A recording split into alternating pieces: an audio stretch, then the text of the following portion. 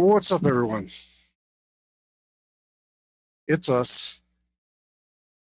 I guess this is the entirety of Heavy Metal Games for the time being. And here we are keeping the torch lit, as it were, until I can get my poop in a group, as it were, and get all the balls rolling and all the other metaphors. I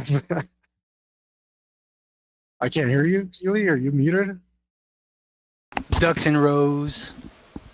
Yeah, all the other metaphors. There we go. And still, our two-man, possibly one-man protest continues. We need to ban Predator Badlands from the air until they fix the looks of the young Yautja. We already have a precedent for what young Yautja looked like because the movie called AVP came out, wherein the young unblooded predators came out. And as you can see, they were pretty much indistinguishable from other predators, except for that maybe their armor was a little shinier because they hadn't gotten it scuffed up yet. So as we can tell, predators mature similar to humans, but a little faster, and they reach their prime apparently for a much longer period of time. So this non-canonical nonsense that this director has decided to put out, even though he's put out Prey, which I think was a fine movie, decided to go a different direction and kick all us fans in the nuts, as it were. So if you happen to see this, remember we are boycotting, being very vocal, and I don't know how activism works, but this is it. I need you guys to help me out with this. I don't know how it works.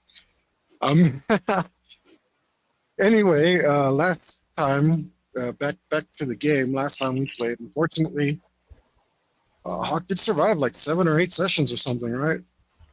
Which is kind of impressive. Record. It's a record. Yeah. Predators in this campaign die a lot, because we believe in verisimilitude and not just putting some weird baby human face on a predator and calling it a movie. So we Yuli has made his new character, which you should have his new name there on the screen for you. If you're watching, if you're just listening, it's Anvil. So in Copper we'll be playing Anvil. Yes. Hopefully more players will join us soon. There are several people who are invited to this campaign, but they have not been able to make the time. And because of that, we hate them tremendously. Mm-hmm. And feel sorry for them for not having joy in their life. It's true. It's sad. It's very sad for them. We pity and hate them, and forget them as they've forgotten us.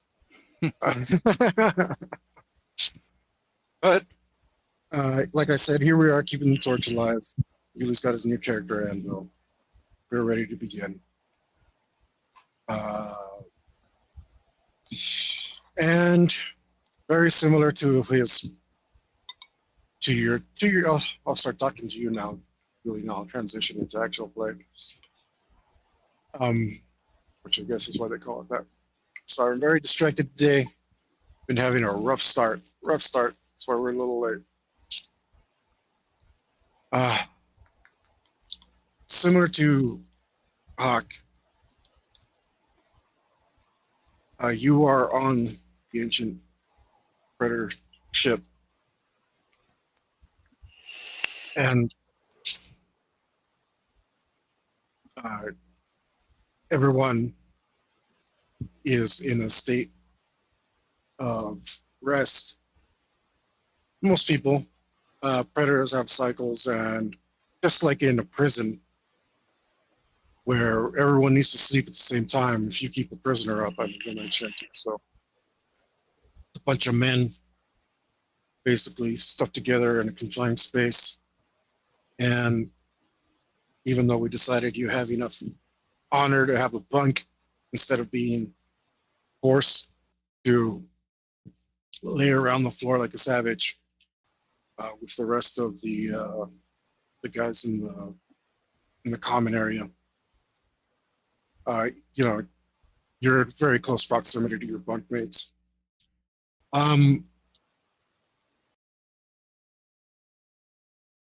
And even though it's, yeah, it doesn't matter.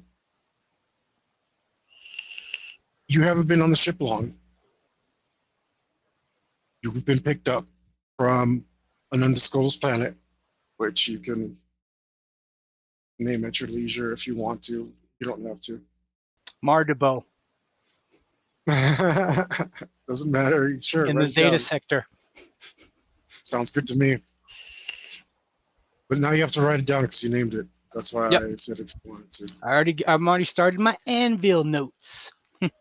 Nice. Good job. Very good job. As a matter of fact, just have one skill point for Thank you, being sir. on top of your in this game, we don't just reward good role playing and clever role playing and problem solving, but we also reward good player habits. That's a tip that you may or may not wish to implement in your campaigns, guys, out there, for those of you watching. So you've been picked up because you've done your pre-hunt, which is, so depending on what planet you're on, things are going to be a little different. Some may have none at all. But some of the youths have like a practice hunt where they go out and they kill something still dangerous, but far less dangerous than something that would be worthy of them being considered blooded. And you may or may not have that ritual. But I am just, that's for you to decide. And since you've passed whatever rites of passage you need to, having your predlocks formed and whatever pre-hunt you may or may not have had, you know that you are part of a clan, which is part of a greater clan, which has a ship that should be picking you up. And you might be a little old, but it's not a big deal, and it's not unusual for somebody to do a clan, because sometimes the ancient ship has to make its rounds, and it may not be near enough to pick you up, or so, or whatever. But you know that you are destined for this ship, and it's a great honor to be aboard. And sure enough, you get a signal eventually notifying you to be ready, pick up, and a shuttle picks you up. The only thing you see is obviously the shuttle. And after that, you board inside the ship. You're shown to your quarters. And as is customary for someone who's being treated as an adult, you're not given any instructions or anything of the sort. But you know that you will be expected to go through your blooding ritual soon. Or at least that's what you think. And here we are back on the ship, wherein for the first time you experience everyone in their lax behavior.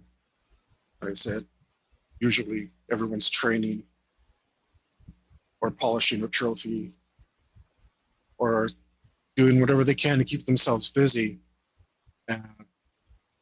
and doing everything from just short of killing each other. Everyone seems to just chill out, relax, have a lull in the excitement or the drudgery as it may, as you might perceive it. And suddenly stir as everybody starts looking around and people start getting their armor together. Start getting their hunting implements together.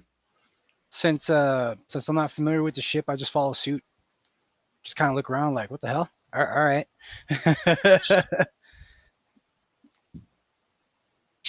One of your bunkmates looks at you and says, "Unblooded." You think it's finally your day? He says something along the lines of popping your cherry.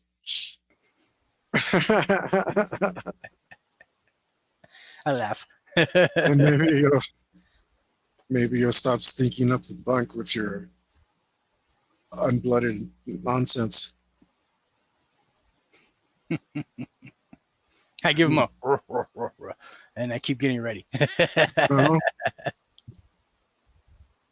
And it turns out today he's accurate, as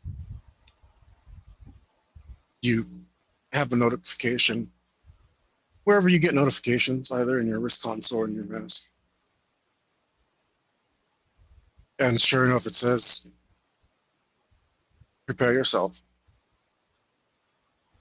Get my sword, run my fingers along the edge, shink, and I go report.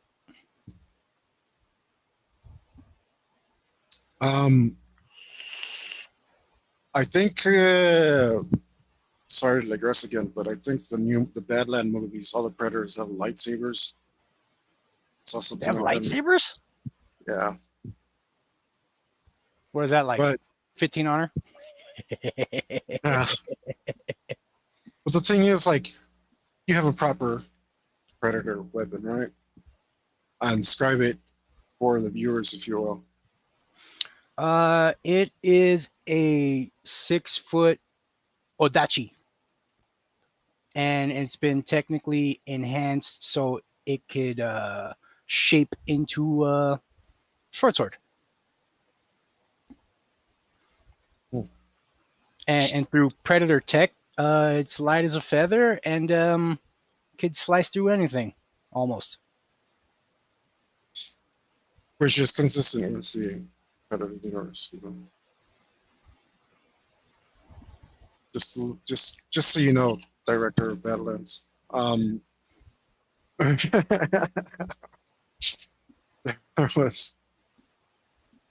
Okay, I opened this up and I forgot why, but I just remembered, and I needed. It wasn't this that I needed. It's this thing, and we just in case you didn't notice, guys, we're taking it real easy, especially today because I've had a hard day. I won't get into details, but man, it's been rough today. So we normally take it easy. Today we're going to take it a little extra easy, so that so I can get through this without keeling over and dying. Yes, because once it's stress, it becomes work. Yeah. Yeah, and we're here to play, not work. That's for sure. This is what makes it all worth it. Here we go. Now I have what I need. Okay. Why don't we just throw some RNG for fun, right? Yes. Because we like letting the dice decide to do around here. This is part of what makes role-playing games fun, is not knowing the future. Yes. It must be extremely boring to be God and know everything. What would be the point? Might as well just right now. You already know everything there is to know. I'm not going to learn anything. Like a stagnant, like a rock. Much worse. All right. Let's go with that number. Oh, that was extremely close. Extremely close to Yes. turbo death. Yes. Uh-huh. Extremely close to turbo death. But well, technically Hawk didn't survive it Yeah. because if you guys have been keeping up with us, Hawk had to use his luck point on his first hunt because And I made it all the way to the end too. I was right there, man. And yeah, close, real close. Even their death was super close. Oh well, I'll miss Hawk. He was fun. But Hawk didn't have a guide because of his extra honor that he started with. And you almost did not get a guide. But the dice have spoken, and you do get a guide, as is customary. Now, it could just be because you're a different clan, sub-clan from Hawk, that you're getting a guide. Maybe Hawk didn't have other members of his sub-clan on the ship. And so there was no one to do that for him, and no one who stood up for him, and he guided him on his first hunt, his first real hunt. But the dice have spoken, and Anvil does get a guide. excellent. And because of that, let's roll to see how much honor your guide has. You won't know this number, but it's important because it will determine the immediate future for you, but nothing else. Just the immediate future.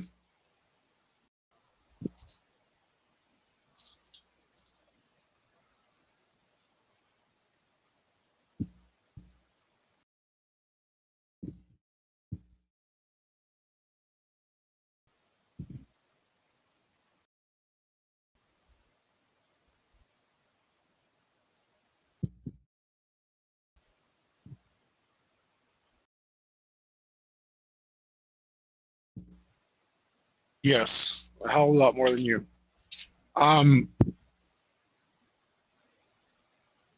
When you go to the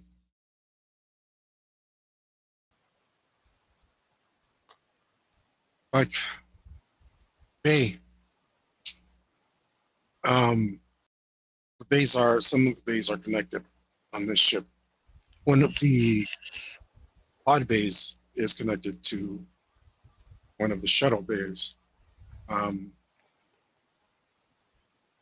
And you go to the pod bay and someone is waiting for you there. And you can tell by a very simple marking on his helmet, he's part of the greater clan here. But also, you see other insignia on his armor where you recognize the symbol of your clan. I'm gonna walk up to him and be like, "Hey." He looks at you and sure. That's great. He understands your honorific, and he clicks. He clicks a click that means go, as he turns around and walks away from you. And he leads you to a ship inside one of the deeper bays. That's you inside. And he scans a couple things, pushes a couple things on his wrist console, swipes a button on the ship console. As he takes a seat. And there doesn't seem to be any like seat for you here or anything like that inside of his ship. Okay. But you see a couple of lights go off, and you're basically in his rather spacious cockpit.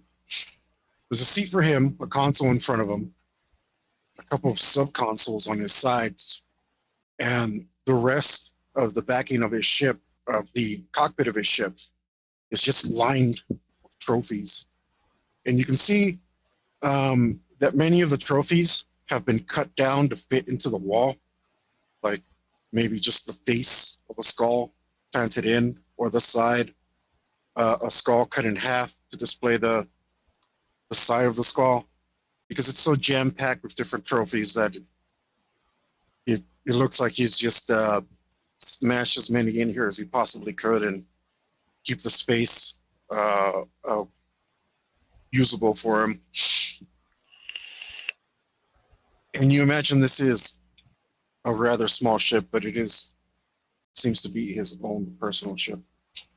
I admire his trophies when he's not looking, and I touch nothing. Like if he has his back to him, I'm just gonna be like, damn.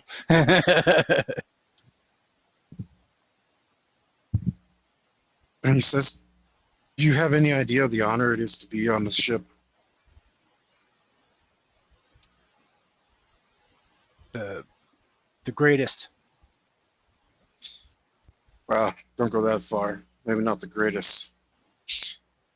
But this time does go back very far back. You can trace its lineage just about as far as any other clan.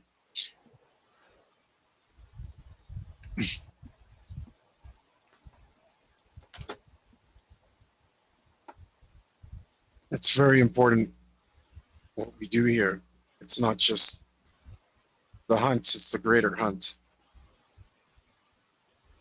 The hunt of things intangible and imperceptible. The hunt of things that make the hunt possible.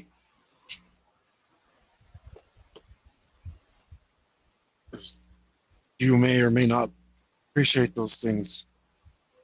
It doesn't matter. What matters is that you do not dishonor the great ship on which you reside. It is an artifact more valuable than any single life known in the galaxy, perhaps even that of the great king. He has seen countless more trophies than any single predator will ever see.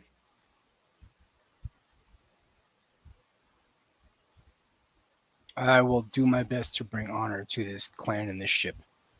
You will, but that may not be good enough. Today you may die. In fact, it is probable.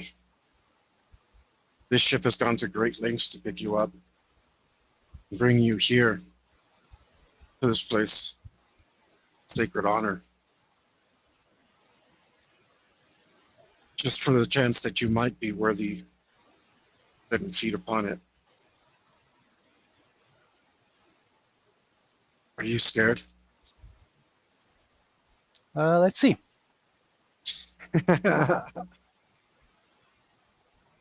Mm-hmm. 10 composure.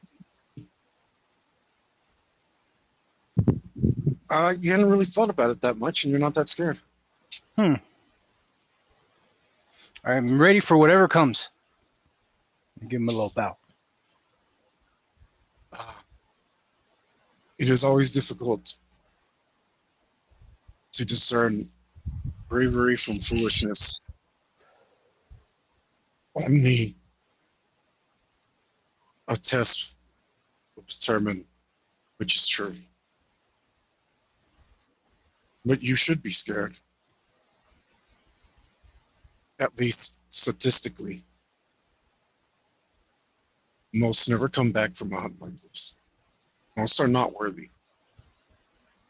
And though some might consider the Yautja race prolific throughout the galaxy, we are but specks of dust in an area so vast.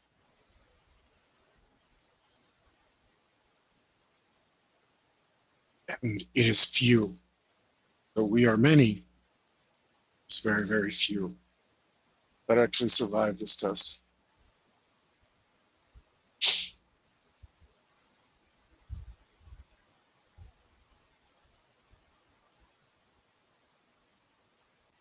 You've not brought a spear. I was trained in a different art. Though I am battle ready if I have one in hand.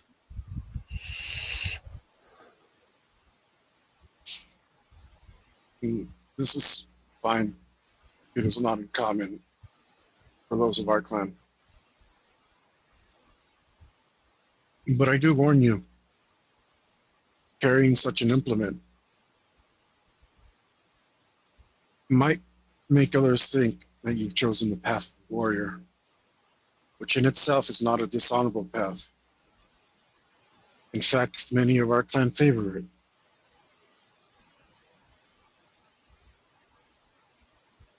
But the path of the warrior leads to many other avenues, which are considered lesser than the path of the hunt.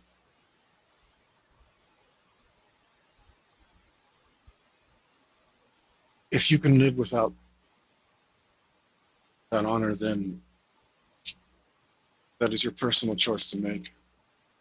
But you may find that deep within your vein runs blood that glows hot for the hunt, and you may find yourself torn at some point.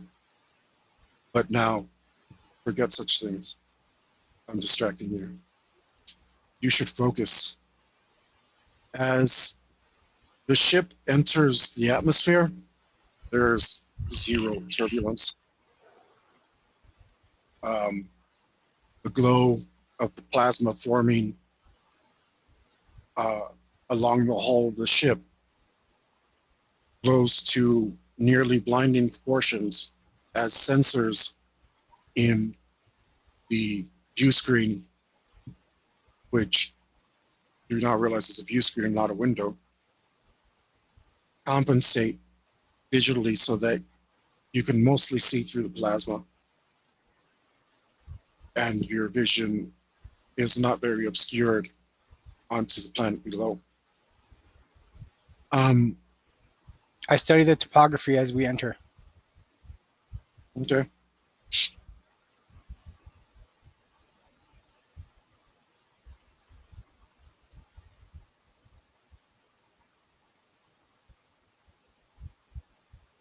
The Black Death is the most valued hard to meet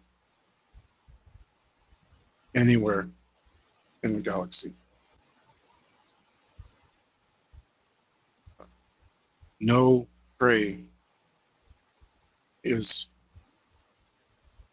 more valued. Nothing is more deadly.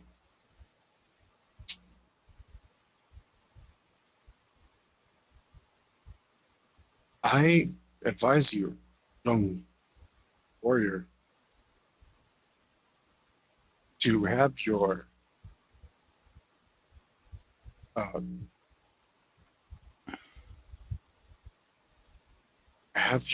self ready to self-exterminate if needed.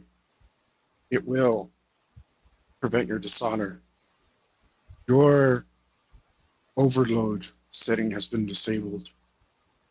If you fail to kill yourself, should you, for example, be caught off guard by a face hugger or something of the sort, I will be there. to spare your dishonor. But if you can preempt me, then you should do so, as this will look more favorable upon your clan. You see, it's not just you, even in the smallest scope that you're representing. It's not just your local clan. It's not just our clan. And it's not just the clan, the great clan that serves this ship, but it's the entire race.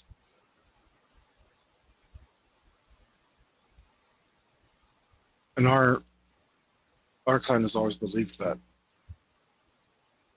Whether you do or not, doesn't matter, because you're not as big as the clan. And the clan beliefs are more important and more true than yours.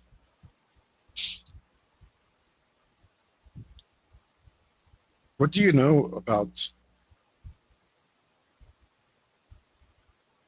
the Black Death? Only what I've heard in stories from others.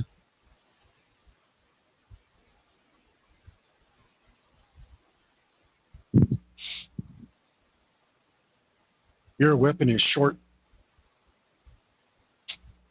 You may find yourself in melee. The Black Death can fight. They are nimble, fast, and naturally know how to defend themselves.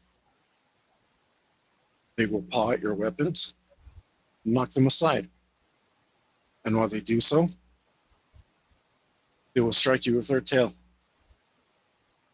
leaving you open to attack, unable to defend yourself. This is why the spear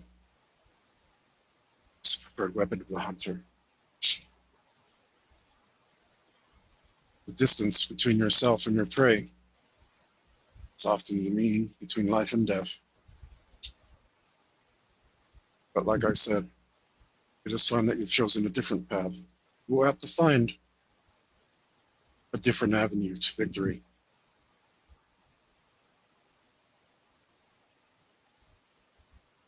If you have not noticed already, and I don't know actually in-game because I don't remember everything you have, but I guess we might as well go over it now. Do you have any weapons that may have been disabled? If like I have anything extra fancy besides my sword. Mm-hmm. They're not going to disable your melee weapon. Mm, If it was an energy weapon, they might have, but no. Only thing fancy I have is enhanced cloak and my sword. That's it. oh, cool. Yeah.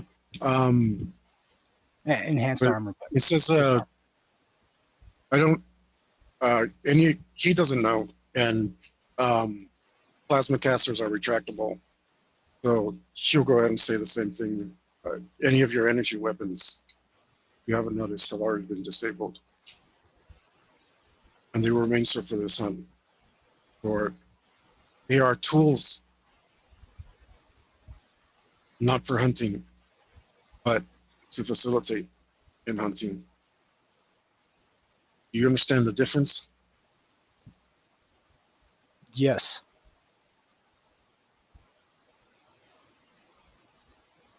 But suppose I probably don't need to tell you, someone who carries a sword like that, I've already made assumptions about you too. Tell me, what kind of plan do you have? Have you made one already? Kind of look away. I do not fully know what to expect from this enemy, but I will put all of my heart and soul into defeating it. Ship lands, you will need more than heart and soul. And the door opens, and he grabs a weapon off his rack and walks outside.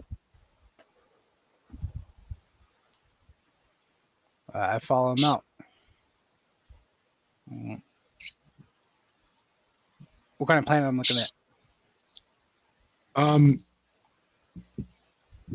Let's call it desert. Okay. It is populated by sparse brush and an occasional tree. The trees are wild, crazy looking mangled messes, which might be more fungus than tree. It's hard to tell if they're maybe in fall or maybe they're doing whatever equivalents of trees do to hibernate. Maybe they're leafless right now. Maybe they've changed colors because of the season. Maybe they're just not trees at all. Maybe they're really fungal. Very, very hard to tell. Not your expertise. Very crazy looking mangled bunches of what we can loosely call trees. And they are, like I said, sparsely dotted around the landscape. Any direction you look, you'll see one, but not many. And the brush is similar. This is more readily identifiable. This green or chlorophyll is kind of a thing that happens all over the galaxy as primitive life tends to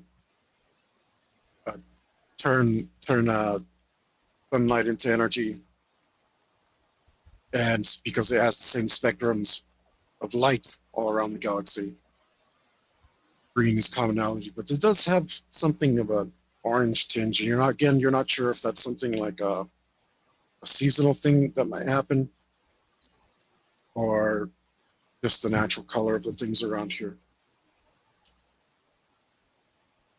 And he points his still retracted combi stick in direction. He points at one of the trees. He says, inside those things, sometimes are deadly creatures. Don't stop to rest beneath one. Not before you've made completely sure that it's empty. And he starts walking. In this direction is the temple, and he pushes a button invisibly inside his mask. And you get a ping.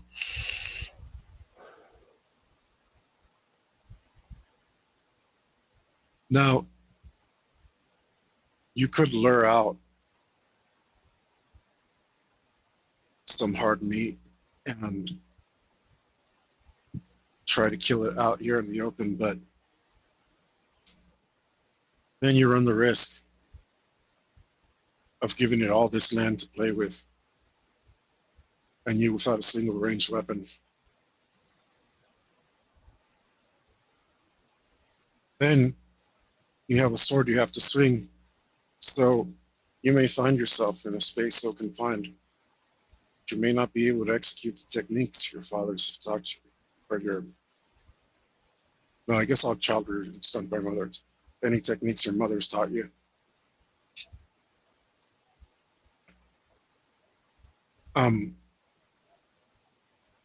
It is a difficult one you've chosen. In that direction is the temple, and it is overrun with Black Death. Any place you look, there will be Black Death, but you will not see them. Your mask will help you, but it's not something to rely on. And he's walking in that direction. He Outside starts the walking in temple. it? Okay. Yeah, go he's ahead. been walking in the direction. Outside the temple You may be tempted to fight outside the temple, but it will be difficult. And inside the temple, it would be even more difficult. But that is where the honor is. Find the appropriate chamber in the temple and you may live.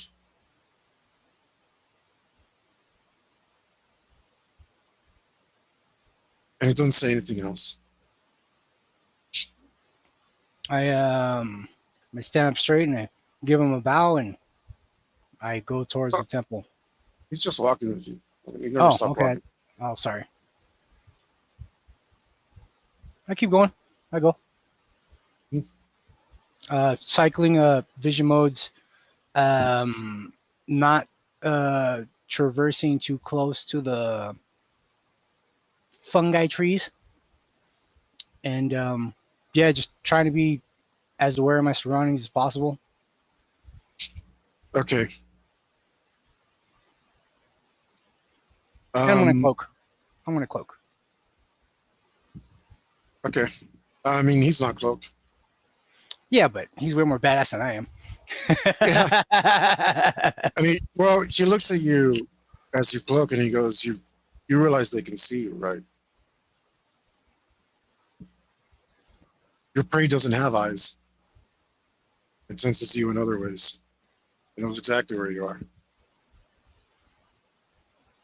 Understood. Then my cloak will help me to not be detected by other predators on this planet, so I may focus on my goal. Don't embarrass me any further.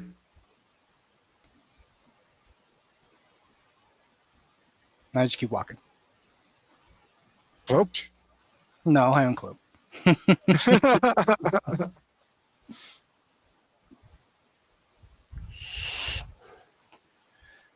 And the whole time I'm walking with my offhand on my sheath. So that's just how I walk when armed. Okay, that's fine. That is something for him to notice. Not only do you carry the weapon, but you walk like one too. You're going to have a hard life. I kind of give like a if you live, nod. your life might become abruptly easier very soon. Hopefully not.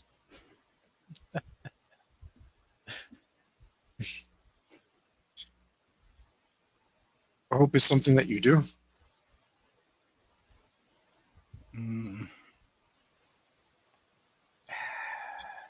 I just stay quiet because I don't know how to respond to it.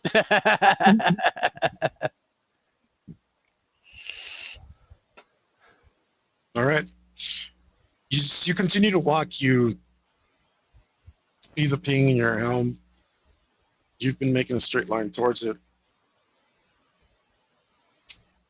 And you realize that as long as you've been walking, it's not getting any closer.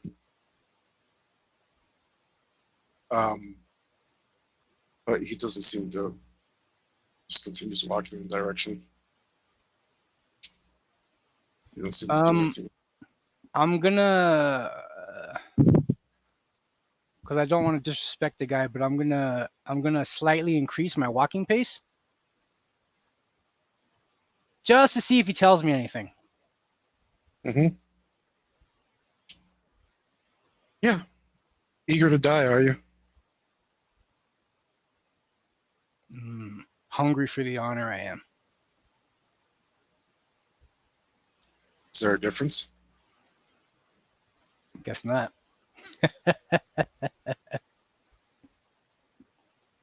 You want to get there quickly, it seems. And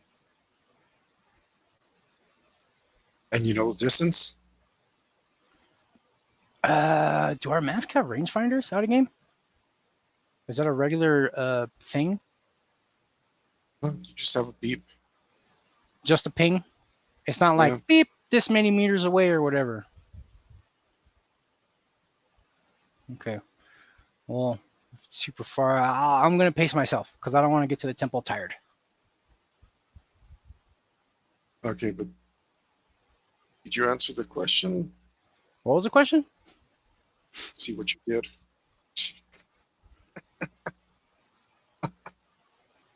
Been a rough day, guys. He asked if they're the same thing. I think that was it. If what was the same thing?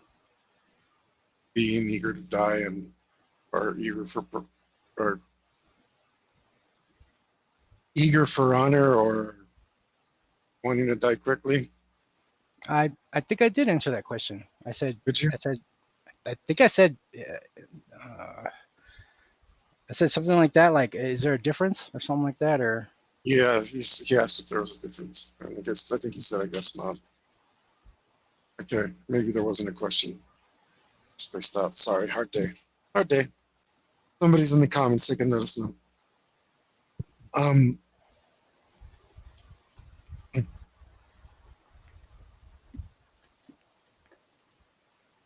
Is that your normal method? Gathering information? no. And I start to look for elevation that's not a fungus tree, like a hill or something like that. And I'm gonna roll some recon. Okay.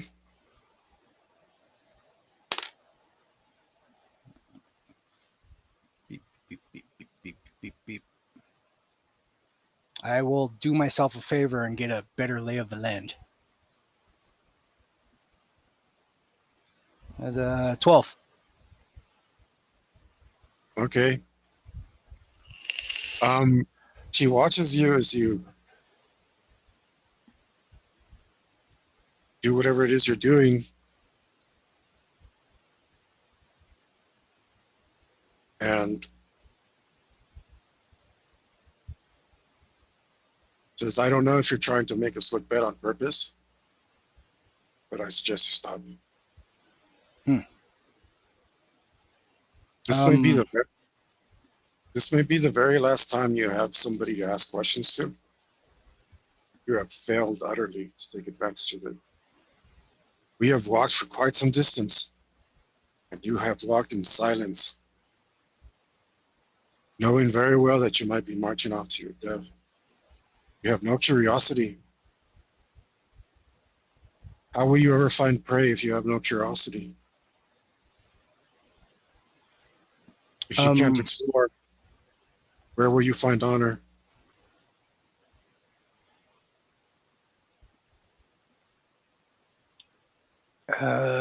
Does the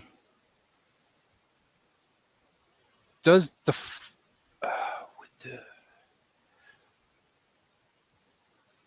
it's fungus? Do the rocks speak?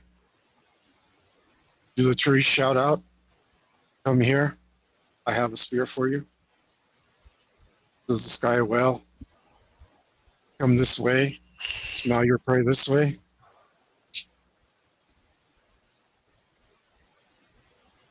Is that what's happening on this world and I can't see it?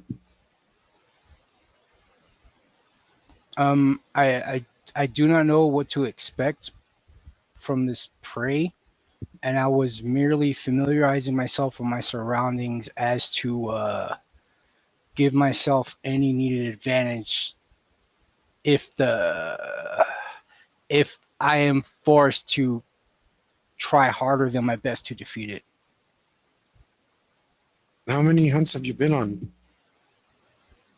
Yes, I know, it's a trick question. None. How many hunts have I been on?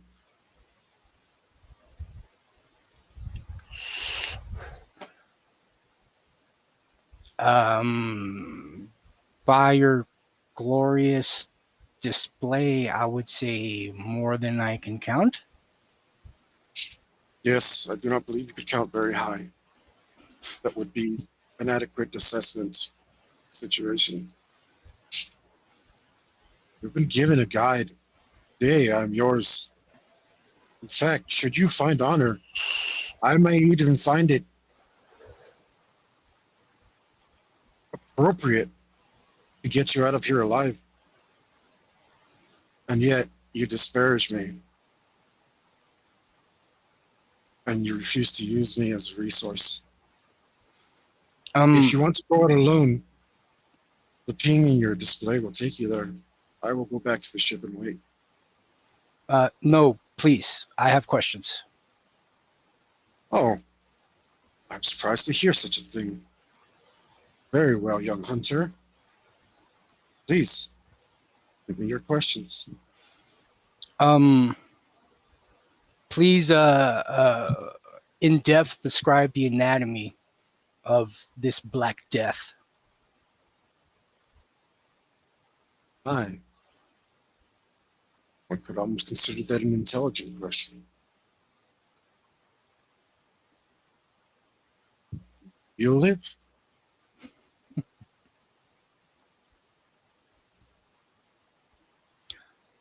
As you may have been told, hard meat is called so because it's unchewable. Its hide, strong as metal. Only Aucha blades can pierce it easily. And then only if you have the skill and strength. Your sword looks of fine make. It should carry you well. But there is no particularly weak spot to exploit. If you get a chance to strike, then take the strike to the head, wherein its capacities and intelligence lie. Or take the head off, separate it from the body. The head, like the Yaucha head, controls the body. If you can manage to sever the two, then you will find a victory. If you cannot strike the head or separate the head, take away its weapons, its arm, not the wrist. You strike the wrist, it will push its wrist into you, cover you in acid. And though your physiology will dampen the effects, you will burn severely, and you may well die. If you take the arm, you will have a much more difficult time covering you in its blood. If you take the tail, don't take the tip of the tail. It will flail its tail around, cover you in its blood. If you take the leg, don't take a foot. It will barely slow it down, take the whole leg. If you have to strike the body, just don't. Your blade will become stuck.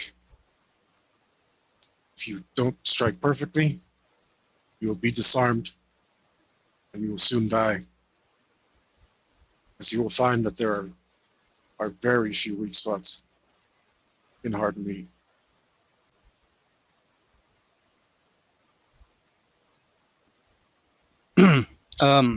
Does the Black Death have a pack mentality? Yes, you've heard.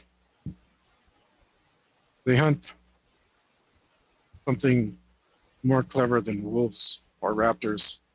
They will hurt you. They will hiss, screech, anything to get your attention and lead you into a way that they want you to go.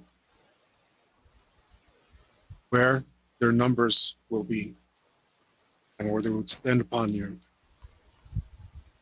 in force. Not alone. Not if they can avoid it. If one thinks that you do not see it, perhaps it will strike alone. And its bite is deadly. It can pierce even Yaucha Tsuyo. Your helmet, your mask will not protect you.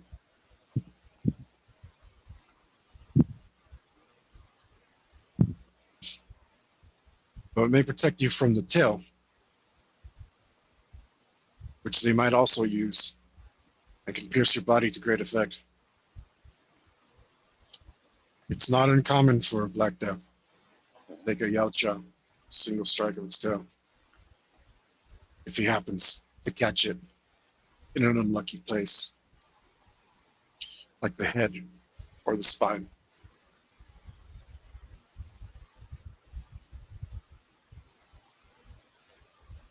Its claw, perhaps you can survive. If you have to wrestle it, make sure you don't get hit by its mouth or its tail. Take the claws instead. As you're a Yautja, you're strong. You will likely survive.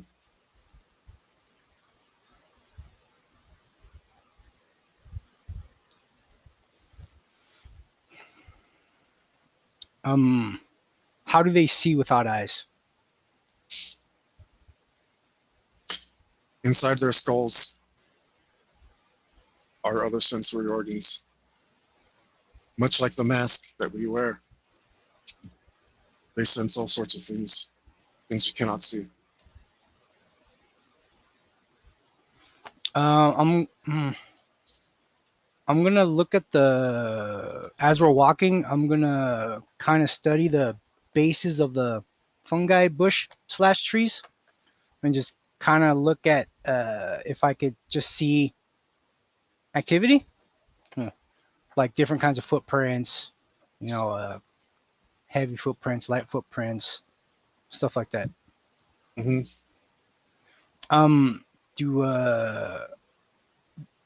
So could I assume that the Black Death is the apex on this planet?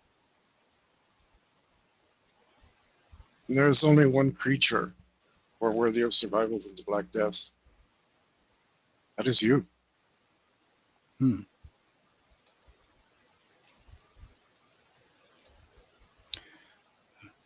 I guess I'll give you a look roll for that thing I asked about.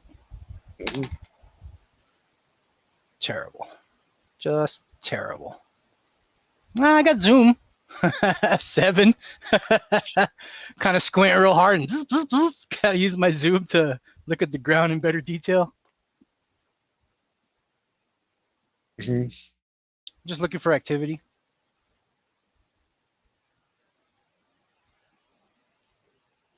Yeah. But doesn't seem to be much. Okay.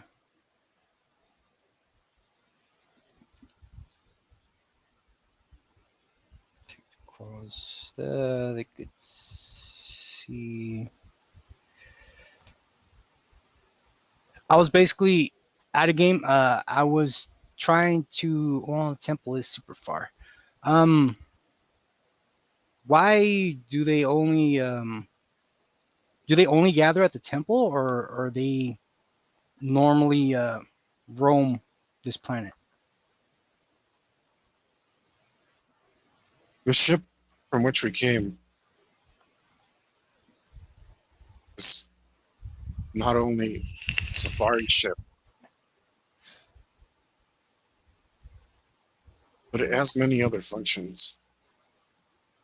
Reasons why it is important.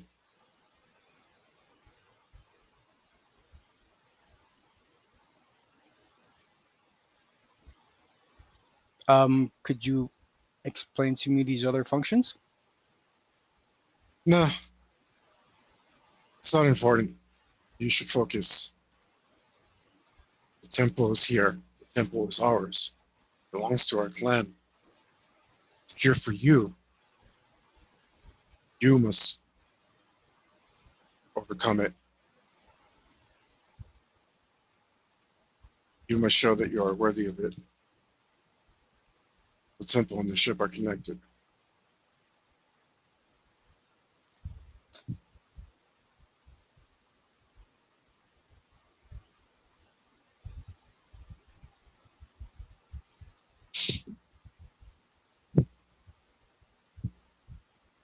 There's no Yautja worthy of hunting here, but others may claim that we do not deserve it. Do you know what a war between Yautja looks like? Neither do I. But it scares me in the way that you should be scared.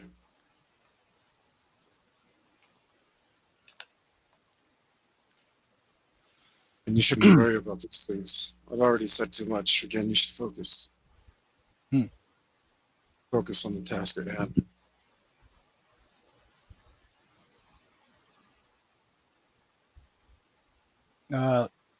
Last question. What does the Black Death fear? He laughs.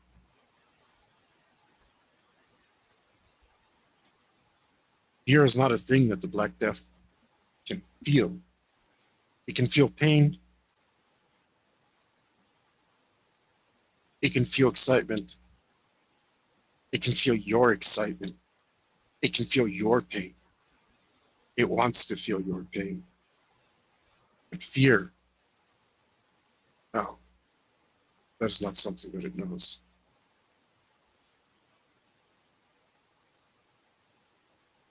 I'm gonna focus on my breathing and just try to center myself, not appear or not get myself too amped up, and try to stay just as calm as possible as we approach the temple. Well, since you have no further questions, he stops and sits. He taps his console. And the ship comes over. It lands nearby, some 15 feet away. Now that you can see it from the outside, it's a pretty small ship. But you've only heard of predators owning their own ships. And you know that even a ship this small is capable of intersolar system travel. It could probably take you pretty far in the galaxy, as Yocha technology seems to be able to do. And when the ship arrives, he gets up and walks inside. And he looks at you. About. You gonna walk the whole way? Oh. I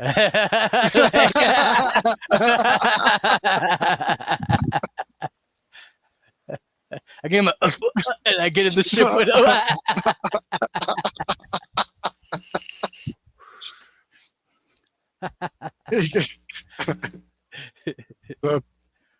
the shuttle door closes behind you, and he sits back in his seat.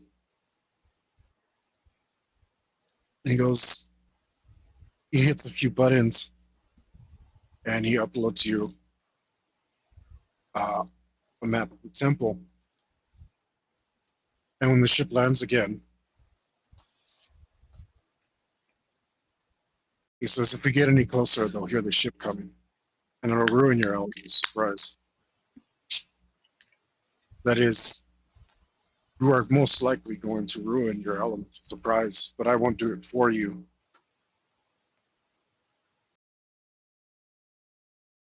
You said you had no more questions. You're absolutely sure of that? Trying to think. Wisdom is found in others, not in oneself. Can they? Do they have the ability to perceive my presence from very far away, or must they be close to see me with their other senses? It is possible to conceal yourself from them. You're quiet enough. Just don't stink in a particular way. If you make yourself not seen, and that is a difficult thing to do, as they can see in ways the mask can be more, even more. But There are predators, even on the ship on which you just came from, which have been known to do a thing like that repeatedly. How do I conceal my stink from them? That's a good question. Perhaps if you smell like the land instead of yourself.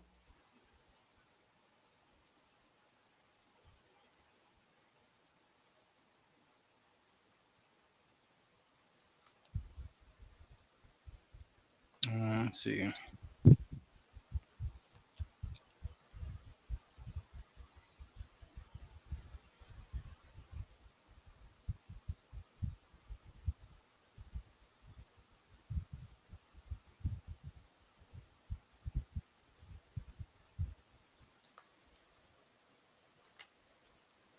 You said they are nimble. What in movement speed? What would you compare them to? And speed of movement, Yes.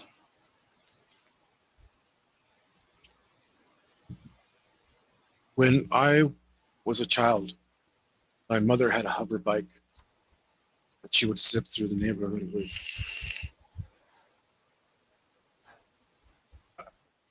He could easily crush the skull of a child if it hit him.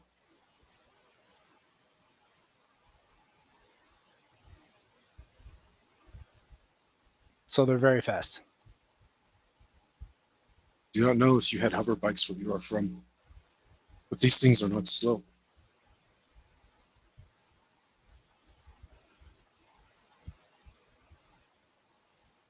We were not allowed to ride it, although I did. But one could easily smash their own head open. Even a nice thick Yautja skull like yours.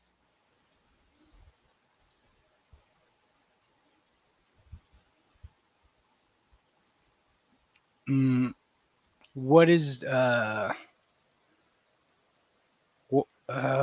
what is their normal method of attack in melee?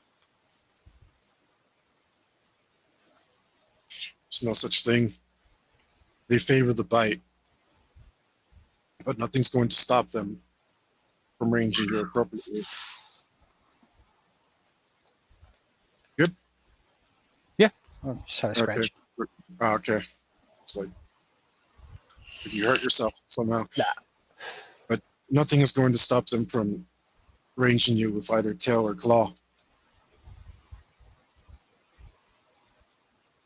If you're from the same planet I am, we had these creatures that we like to keep about because they killed everything else. The Felix. And imagine if you tied two Felix together back to back so that from every direction it could scratch you. It's something like that, but it weighs as much as you do without losing any of its speed. Hmm.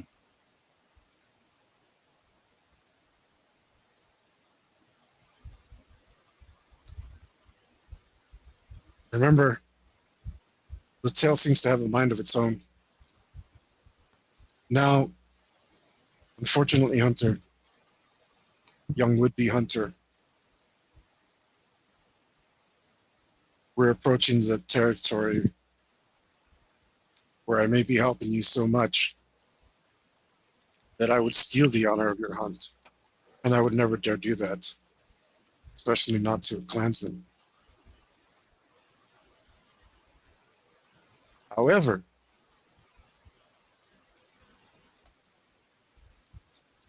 if I were to dare give you any more help, I would say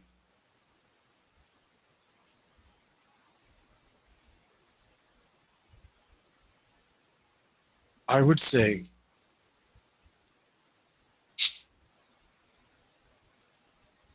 approach the chamber where life begins. But I cannot say such things because I cannot give you any more help. You said that you hoped, Hunter. Today I have decided to hope. I'm going to get in my ship and I'm going to wait for you.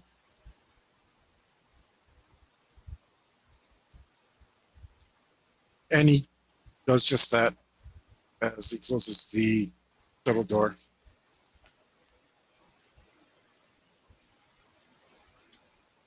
All right. I'm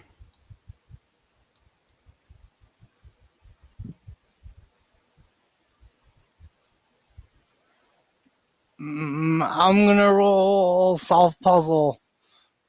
I'm gonna roll logic to try to decipher his cryptic message. Yeah, so outside of the like out of game real quick, for our viewers, if anybody's out there watching, the skill solve puzzle exists in this game for exactly this reason. Like sometimes it's hard to immerse yourself. Sometimes you're not seeing what they're seeing. Like there's a lot of alien culture here going on that nobody can really be expected to know. Your character might be smarter than you. Your character might be better at solving puzzles than you. So in our game, it's okay to have a role for it. Like you put the points in it, you deserve a role. You know, like I've said before on this channel, like don't give your characters any puzzles. So if you do, and there's a skill for it, let them roll it. Which I don't know how you guys play it, but that's the way we do things around here. Same thing with like speech. Maybe your character's talking better at talking than you are, and stuff like that. Go ahead. First, I'm gonna get rid of my stink. How are you gonna do? I am going to Earth, some Earth. I'm going to study the fungi bush, scan through vision modes, make sure there's not like a snake up the tree or something. Trees? Yeah. Okay. Both. Like I'm getting dirt and rubbing it on myself, and then I'm studying the fungi trees to find one that's unoccupied. Right. And I'm gonna get some of that too.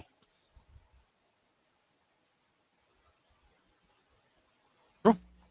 And then I'm gonna look at the map he gave me of the temple. Mm-hmm. What can I gather from it? This map is very hard to read. Not because of any like graphical distinction or not. Like, it's very simple, easy to understand display. However, while it's a ziggurat of sorts, inside it's a lot more like the lament configuration. It looks like it's been made on purpose to trap people inside or confuse anyone who goes in there.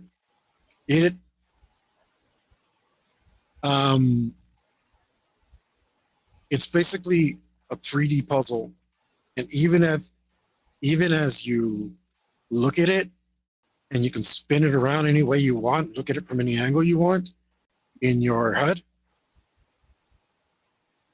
it's almost impossible to make heads or tails of this.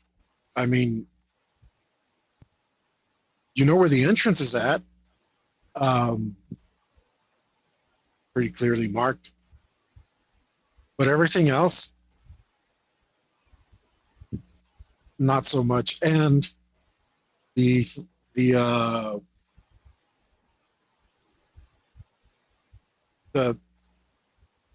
looks like,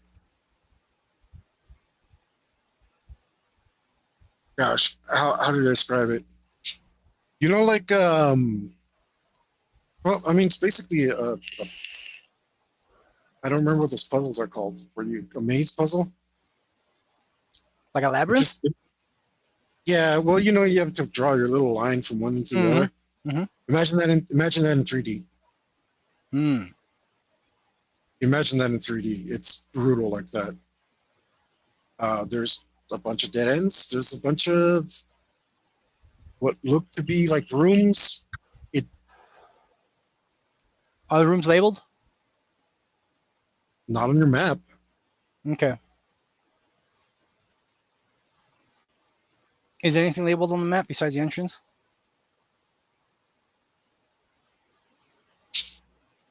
No? Okay. As I'm filthying myself, I'm gonna sit there and study it for a little bit to kind of try to remind myself, like, all right, if I approach the temple from here and I end up here, don't turn left, that's a dead end, go right instead. I start trying to like memorize don't get cornered paths from the map. And then I'm gonna roll logic to see if I can figure out what the hell he meant. Because Yuli has an idea, but if my character doesn't have the appropriate information, I'm not gonna just say it. So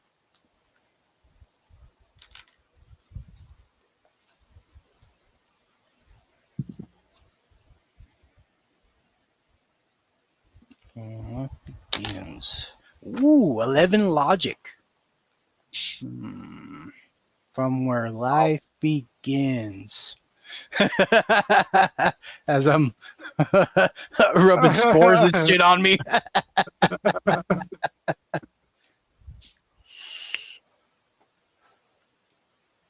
Can I figure it out? What do you think it is? Yuli thinks it's egg chamber. But my character wouldn't know that. What did you?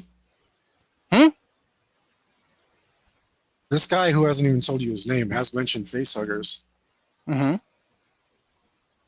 But the map doesn't studying the map. I don't like you said, like there's no labels. So like, so if I saw like egg room, I'd be like, oh, I should approach from that direction. Well, I mean, you gotta give yourself some meta knowledge. Again, since I brought it up, on the asides, like basically anything you know about the Predator universe or even the AVP universe, it's information you should be using to your advantage because your character is more likely to know that than you. So that would be good metagaming in this instance. I'm gonna try to figure out where the egg chamber is. Okay. That being said, I need a little break. How about you? A little 5 minutes? Sure. Yeah. I'm going to play the commercial, and we will be right back, guys, as I get something to drink. Because I am parched. Let me find this real quick. I should have prepared that before I started talking like a professional that I am.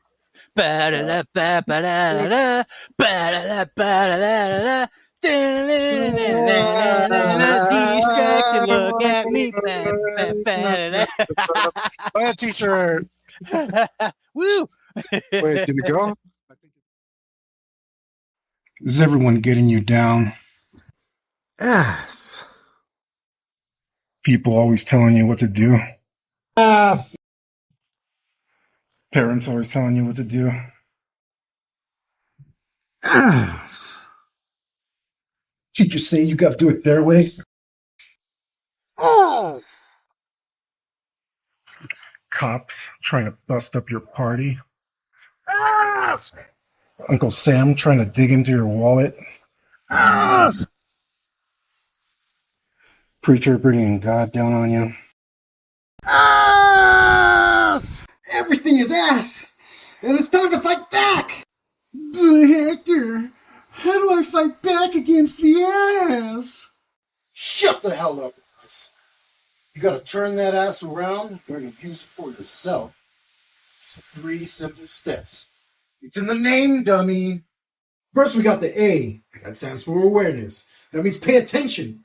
Don't be a zombie NPC. Somebody could be trying to pull a fast one on you and you're asleep at the wheel. Come on, get with it. Now what? It's the S, fool. I thought you were paying attention. The S stands for skepticism.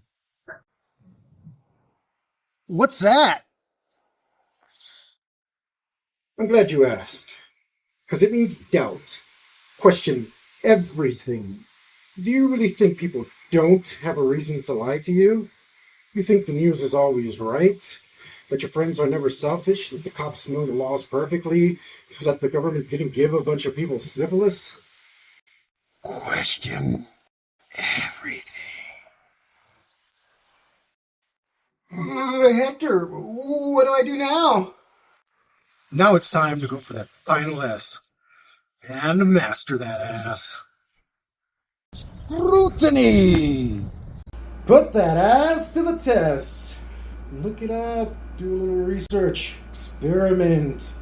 Check in on that ass to see if it's legit. Stop messing with ass that don't pass basic sniff test. But Hector, how do I remember all that?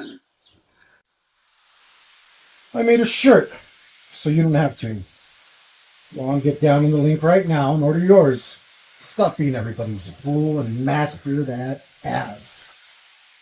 Get the shirt! Do it now! Go! Do it! Is everyone getting you down? Ass. People always telling you what to do? Ass. Parents always telling you what to do? Ass. Teachers say you gotta do it their way. Oh. Cops trying to bust up your party? Ass. Uncle Sam trying to dig into your wallet? Ass. Preacher bringing God down on you? Ass. Everything is ass! And it's time to fight back! But Hector, how do I fight back against the ass? Shut the hell up, guys. You gotta turn that ass around and use it for yourself. It's 3 simple steps. It's in the name, dummy. First, we got the A. That stands for awareness. That means pay attention. Don't be a zombie NPC. Somebody could be trying to pull a fast one on you and you're asleep at the wheel. Come on, get with it. Now what? It's the S, fool. I thought you were paying attention. The S stands for skepticism. What's that? I'm glad you asked. Because it means doubt. Question everything. Do you really think people don't have a reason to lie to you? You think the news is always right? That your friends are never selfish? That the cops know the laws perfectly? That the government didn't give a bunch of people syphilis? Question everything. Hector, what do I do now? Now it's time to go for that final S. And master that ass. Scrutiny! Put that ass to the test. Look it up, do a little research, experiment. Check in on that ass to see if it's legit. Stop messing with ass that don't pass basic sniff test. But Hector, how do I remember all that? I made a shirt, so you don't have to. Go on, get down in the link right now and order yours. Stop being everybody's fool and master that ass. Get the shirt! Do it now! Go! Do it! Is everyone getting you down? Ass. People always telling you what to do? Ass. Parents always telling you what to do? Ass. Teachers say you gotta do it their way. Oh. Cops trying to bust up your party? Ass! Uncle Sam trying to dig into your wallet. Ass! Preacher bringing God down on you.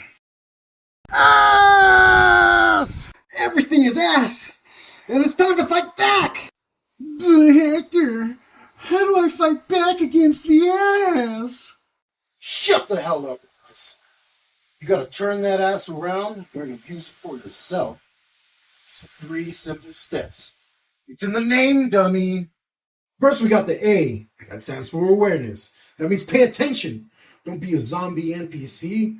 Somebody could be trying to pull a fast one on you and you're asleep at the wheel. Come on, get with it. Now what? It's the S, fool. I thought you were paying attention. The S stands for skepticism. What's that? I'm glad you asked. Because it means doubt. Question everything. Do you really think people don't have a reason to lie to you? You think the news is always right? That your friends are never selfish? That the cops know the laws perfectly? That the government didn't give a bunch of people syphilis? Question everything. Hector, what do I do now? Now it's time to go for that final S. And master that ass. Scrutiny! Put that ass to the test. Look it up, do a little research, experiment. Check in on that ass to see if it's legit. Stop messing with ass that don't pass basic sniff test. But Hector, how do I remember all that? I made a shirt, so you don't have to. Go on, get down in the link right now and order yours. Stop being everybody's fool and master that ass. Get the shirt! Do it now! Go! Do it! Is everyone getting you down? Ass. People always telling you what to do. Ass. Parents always telling you what to do. Ass. Teachers say you gotta do it their way. Ass. Cops trying to bust up your party. Ass. Uncle Sam trying to dig into your wallet. Ass. Preacher bringing God down on you. Ass. Everything is ass, and it's time to fight back. But Hector, how do I fight back against the ass? Shut the hell up, guys. You gotta turn that ass around and use it for yourself. Just 3 simple steps. It's in the name, dummy. First, we got the A. That stands for awareness. That means pay attention. Don't be a zombie NPC. Somebody could be trying to pull a fast one on you and you're asleep at the wheel. Come on, get with it. Now what? It's the S, fool. I thought you were paying attention. The S stands for skepticism. What's that? I'm glad you asked. Because it means doubt. Question everything. Do you really think people don't have a reason to lie to you? You think the news is always right? That your friends are never selfish? That the cops know the laws perfectly? That the government didn't give a bunch of people syphilis? Question everything. Hector, what do I do now? Now it's time to go for that final S. And master that ass. Scrutiny! Put that ass to the test. Look it up, do a little research, experiment. Check in on that ass to see if it's legit. Stop messing with ass that don't pass basic sniff test. But Hector, how do I remember all that? I made a shirt, so you don't have to. Go on, get down in the link right now and order yours. Stop being everybody's fool and master that ass. Get the shirt! Do it now! Go! Do it! Is everyone getting you down? Ass. People always telling you what to do. Ass. Parents always telling you what to do. Ass. Teachers say you gotta do it their way. Ass. Cops trying to bust up your party. Ass. Uncle Sam trying to dig into your wallet. Ass. Preacher bringing God down on you. Ass. Everything is ass. And it's time to fight back! But Hector, how do I fight back against the ass? Shut the hell up, Chris. You gotta turn that ass around and use it for yourself. It's 3 simple steps. It's in the name, dummy.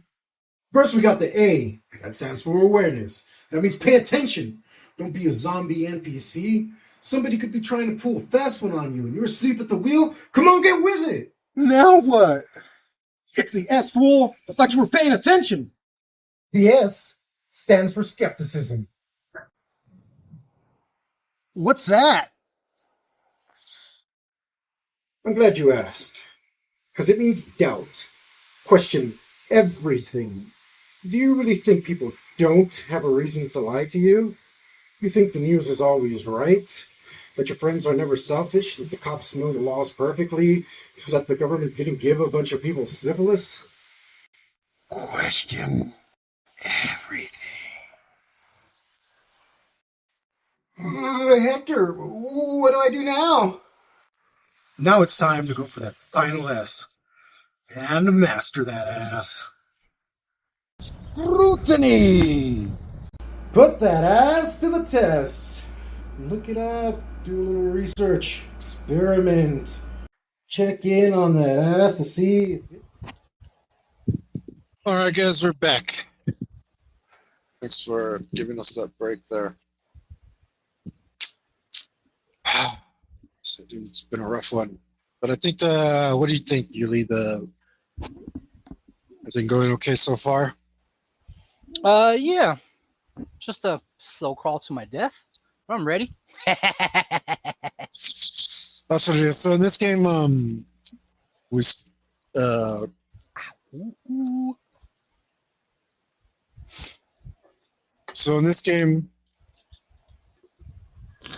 sorry about that. We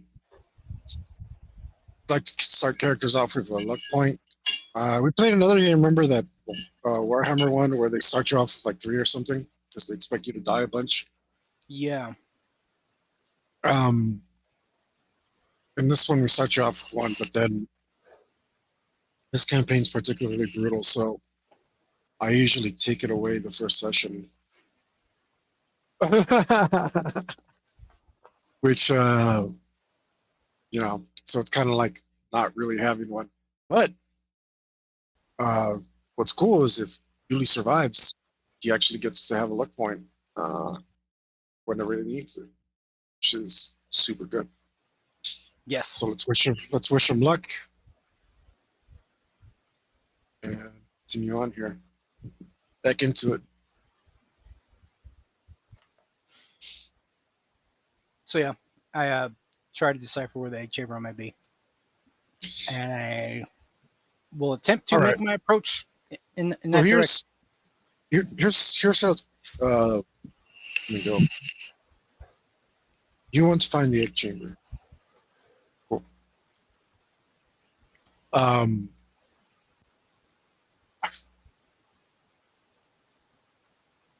Let me write this down real quick. My fingers have no friction on them anymore. Apparently, that's the thing.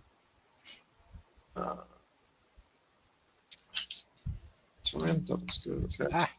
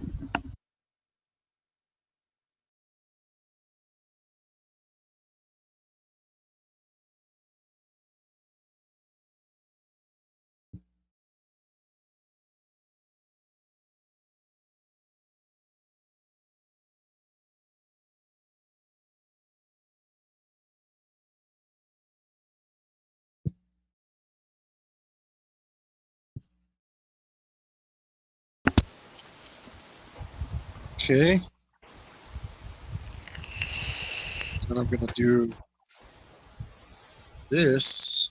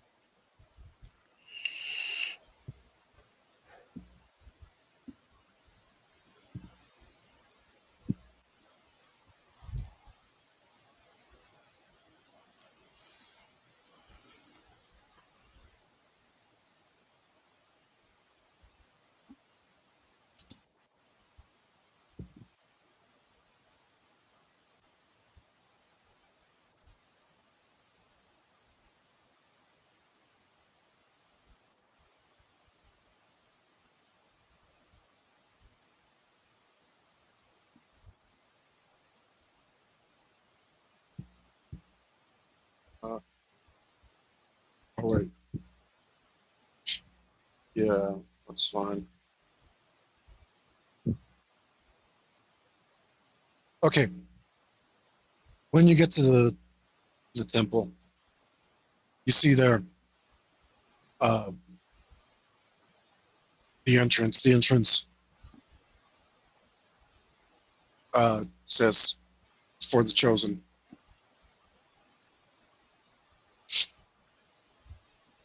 The temple door says "For the Chosen." It's currently closed. And by the map, there's only one. Yeah, the map led you to the entrance? entrance. Is the entrance. Okay. No, but I'm saying like by the map, there's only like one front door. There's only one door. Period. Okay, I got you. Okay. Scan vision modes. Look at my surroundings. Make sure I'm checking to see if I'm being watched or anything like that. I'll give you a look for the hell of it. That dice is retired. 7. And then I cautiously approach the door. Giving myself a +5, and I'm approaching stealthily. Sure. When you get up to the door, uh, a prompt comes up in your HUD, and it says "Open," and then in the sub menu it says "Close," but it doesn't mean close the door. It means close the menu. I tell it to open. But I don't stand directly in front of it. I stand a little off to the side. And sure enough, the door opens. Inside of a circle, too. It's half semicircles spread apart and let you inside of a portal. I slowly and cautiously enter. Yeah, as you do, you're led down a hallway. It looks like maybe 5 abreast could fit in here. In this hallway, and the ceiling is particularly high as well, which leads up to a staircase which takes up approximately half of the space, but is centered. The staircase takes you a few steps up to a second door. And the second door is unmarked, and it is a more functional door, as in it is of a much smaller size, only about 9 feet tall and 5 feet wide.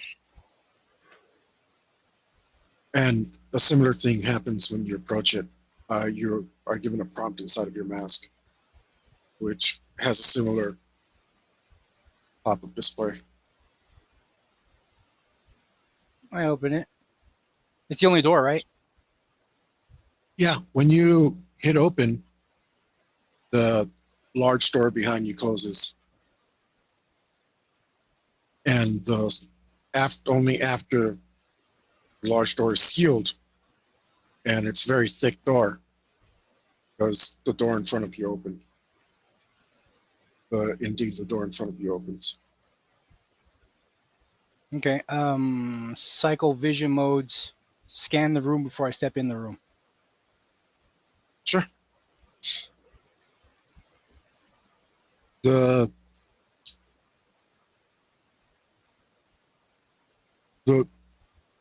room is chamber, and in the chamber, each side of the chamber has 3 archways.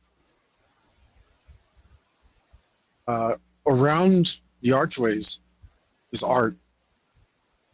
Some of the art is easily and readily identifiable as what might be the mask of predators. Some of the art is of the Black Death. And here you can see that some artist has taken a great deal of time to, you don't know how they made these walls, but it looks like they've gotten every ridge of the exoskeleton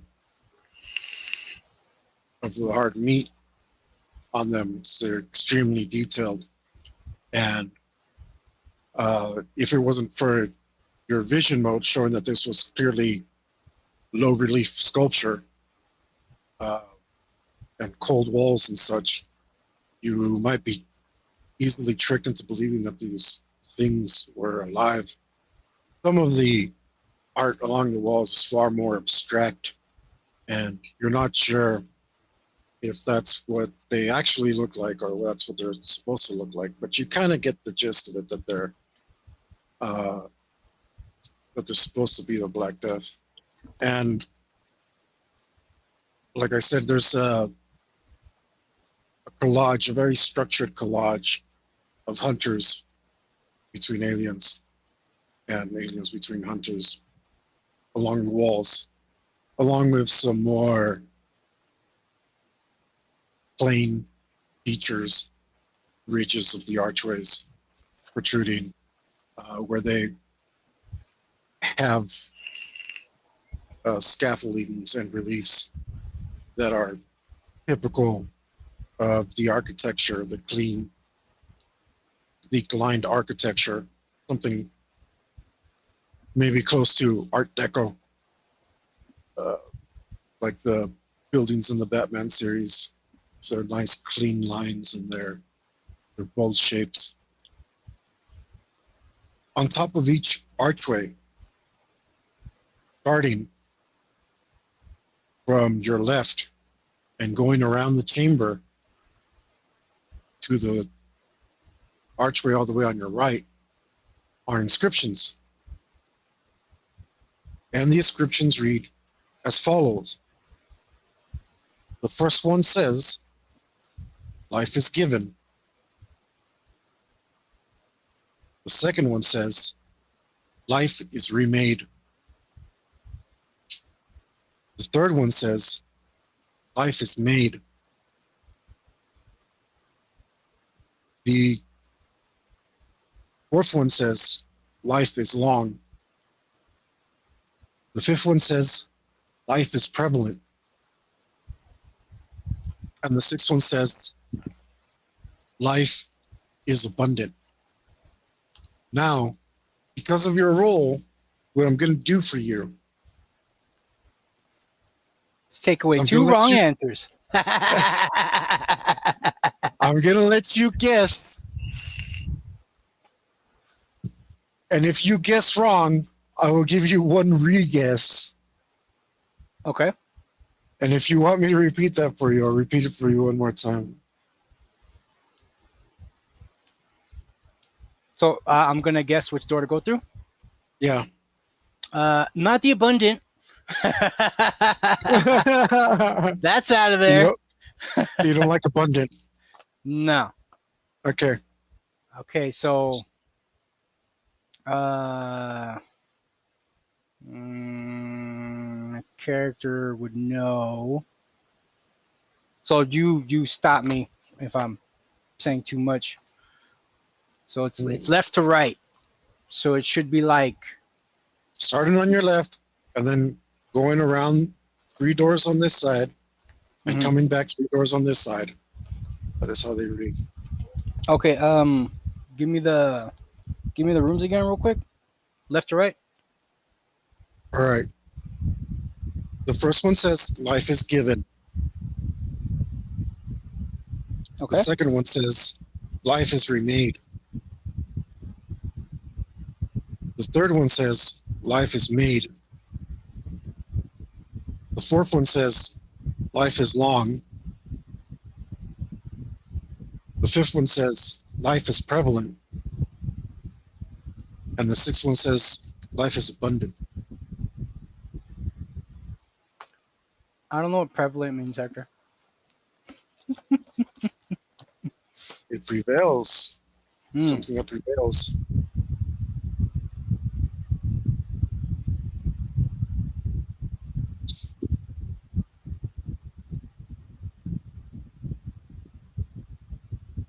Okay.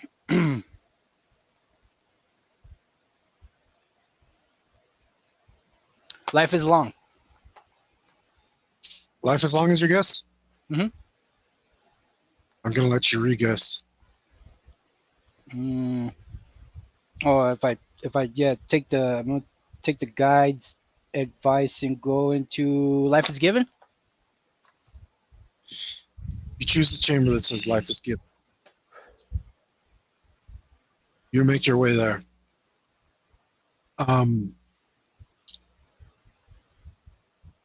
You continue through there, and now that you kind of have an idea where you're going and you're inside the temple, and you can see the hologram map inside of your mask, the display, or what looks the 3D display inside of your head. Mhm. You can kind of make out where you're going. And you now that you're inside, you see that the walls move from time to time. So it's pretty easy to get lost in here. However, your mask does give you information when the wall's about to move, and it highlights it for you. Tells you, it'll show you like this wall's red, right? And it'll blink for you inside of your display automatically without you having to do anything. So as long as you do that and pay attention, and you don't stand in front of that wall while it's blinking red, you're safe to move about. And the tunnels, as it goes, take you up and down in a really roundabout way, and you make your way through these walls that, on sparse occasion, will start to move, and you can hear the pricking, the grinding, rumbling sound of the temple as the temple moves around. You're not sure if it's in response to your presence or if it always does this, but it's doing it now. And sure enough, you continue on to where you think, well, like chambers might be big. So this seems to lead to a large chamber. And you make your way to that chamber. And when you step inside of the chamber, you do indeed find that you found many, many eggs. Many, many, many eggs. There is a smoke of some sort a mist or a fog or something that settled onto the ground. It's cold in here, very cold. And you see as you start to realize the extent of the chamber, you hear something moving. It's a mechanical sound. And it seems to be taking an egg and moving the egg about. And it's taking the egg from a sack that is like Santa's sack if it was made out of um, gross insectoid leather. As this giant sack is probably 20, 25 feet long and probably 20 feet around. It's the ovipositor of a queen, and it's attached to a queen at the center back of the room, who is laying her eggs.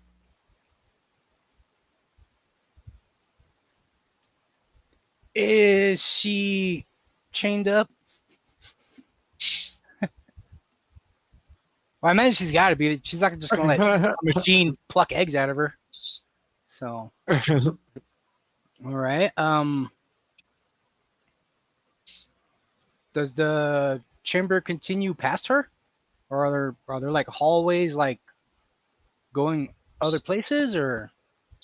Doesn't seem that way. Your map says that there are two more doors, but in order to get to them, you're gonna have to pass a bunch of egg storage. A lot of egg storage. All right. And of course, you know that eggs are like about 2.5, nearly about 2.5, more or less, feet tall, with their double slit at the top. It seems like the mist is being poured onto them by a machine as they are conveyor belted around. I'm going to like push my sheath, scabbard, whatever you want to call it. What I'm going to do is let you roll conceal.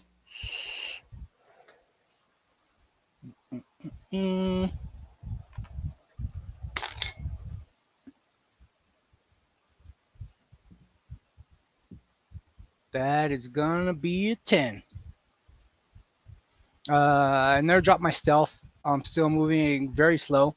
I'm pushing my scabbard forward, so that way it's not hanging down from my side because I don't want to bump the eggs. And I slowly try to pass the eggs in what I would think would be the easiest route and whatnot.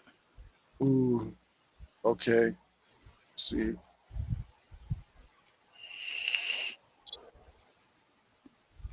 Fortunately,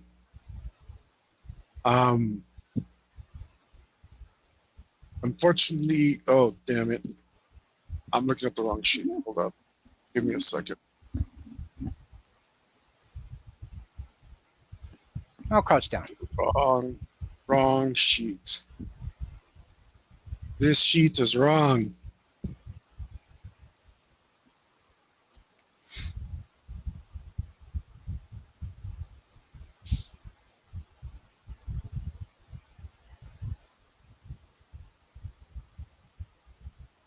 And here, didn't actually expect this to happen, so lightly unprepared.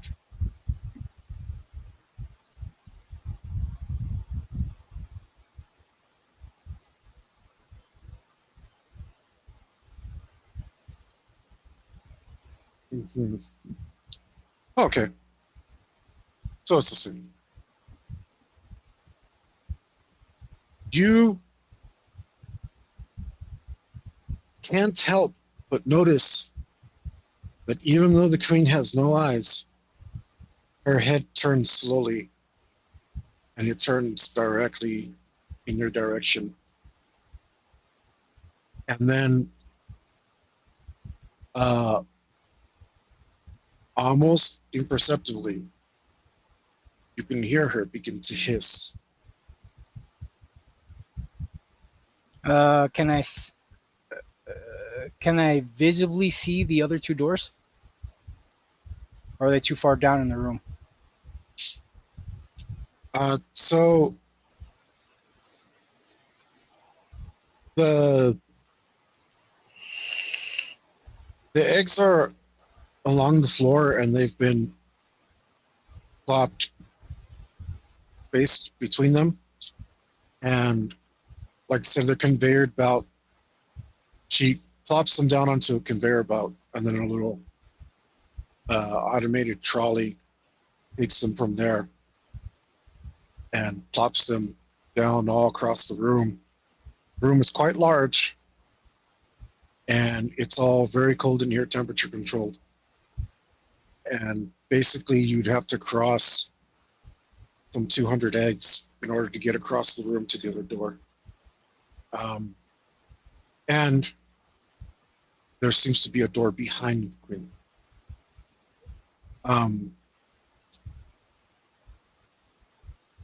Yeah, I guess that's enough information. Okay, so and the queen is at the end of this room, right? You're basically at the side of it. Okay. From the queen's perspective, you're at the side, like you're at a side door, and the other door is across the way, which would be another side door. Does that make sense?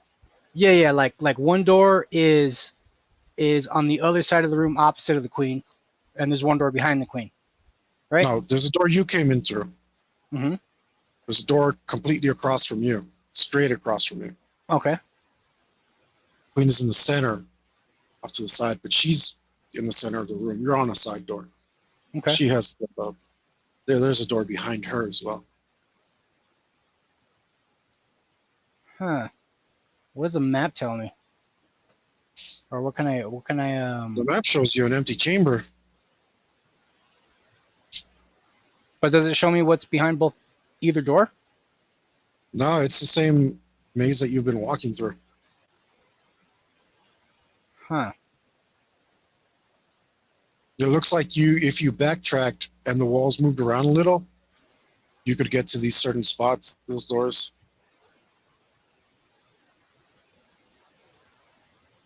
So I have two options. Cross the room or get to the door behind the queen. Right? Those are my only options right now. I'm not telling you what your options are. Well, I'm saying as far as doors. But I mean, if you wanted to continue forward and not backtrack, then yes, I suppose your options are to dance around in the room or walk up behind the queen or go across the room. Huh.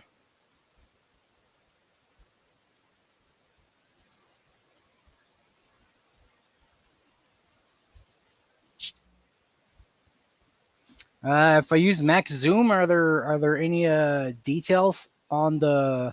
Is there an inscription on the door across the way? Uh-uh. No.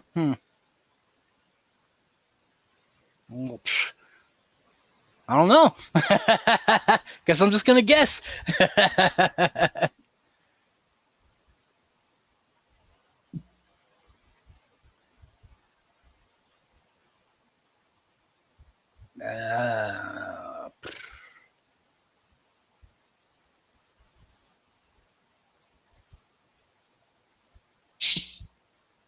Guess I'm gonna cross the room.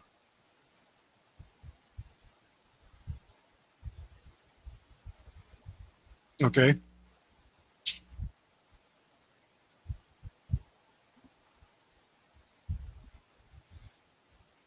Do the trolleys go in and out of this chamber?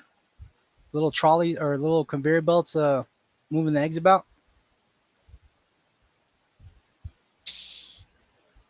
Do they go in and out of this chamber, or do they only like conveyor belt in this room?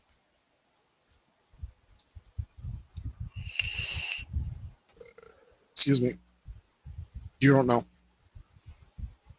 And I can't tell by looking at them.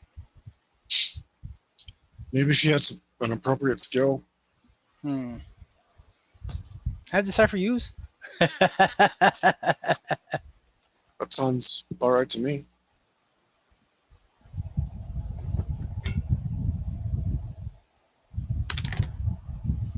$14. Yeah, you can see that the trolleys actually are capable of not just traversing the floor and spacing things out. It looks like they can also climb walls, and it looks like they can deposit egg into the tops of the walls, along the sides of the walls. There seems to be hatches that would look like they fit perfectly for the size of the trolley and the egg, where maybe they move through those hatches. Now, could I hitch a ride on the conveyor belts to cross this room so I don't have to be in such proximity to the thousands of eggs here? Sure, you just have to like go right up to the queen, I guess. I mean, What do you? Well, I'm imagining like there's like tracks like all over this room for the trolleys to move about and move eggs and stuff. no. So the belt moves them around to the area where the trolleys pick them up, and everything is moving really, really slow. Like the conveyor belt's moving very slow. The trolleys. I mean, you managed to catch one in action, but it just sits there and patiently waits for an egg to come through. Probably because whoever built this decided that the trolley shouldn't be anywhere near the queen. Could I hitch a ride on a trolley to get to the door I want to go to? It's made very. It looks to be made very specifically to carry eggs. It's just the right size for it. They're much bigger than an egg.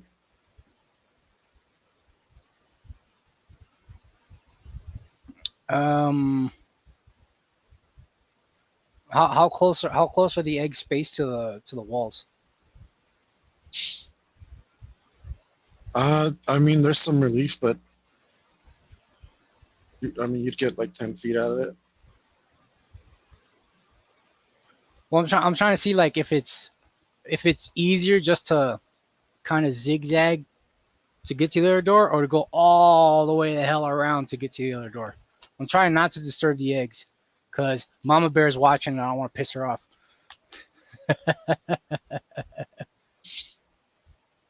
So that's what I'm trying to do. I'm trying to like plan a route. I'm like, all right, how can I get over there without getting too close to those so she doesn't get upset at me?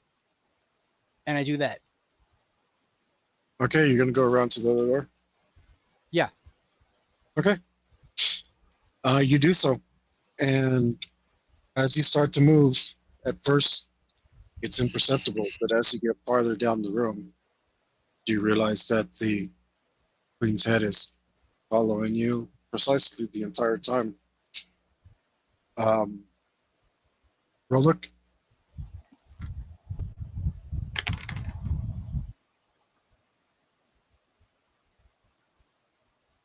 I see for 15.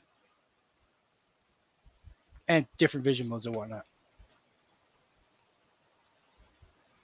okay. Do you have a normal mask? What do you mean? Like Right, a default vision mode? Yeah, do you have the default visual spectrum that a mask has? Well, since the queen is like right there, I'm basically in the spectrum where I see her most clearly. So that way I could clearly see if there's black deaths walking around. Okay, cool.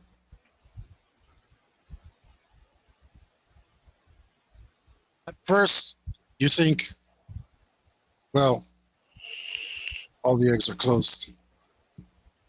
And then as you scan about carefully, you realize that in fact you're being stalked by little tiny bastards hiding behind their eggs and moving about in the mist. And as you look more carefully, you realize that quietly a couple of the eggs have opened off in the distance. And sure enough,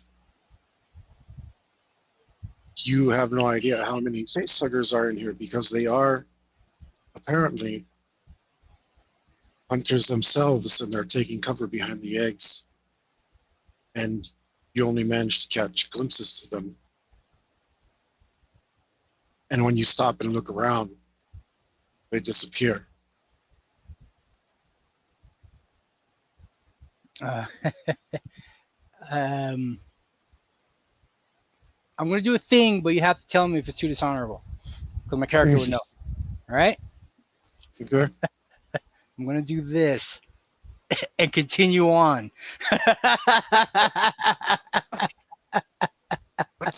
It's So I can't just jump directly on my face.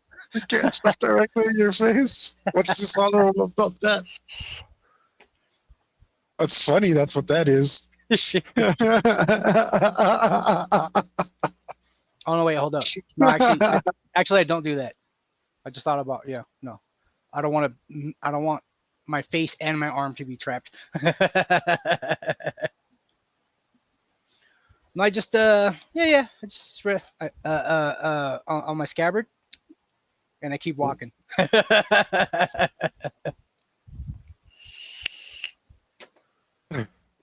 Sure.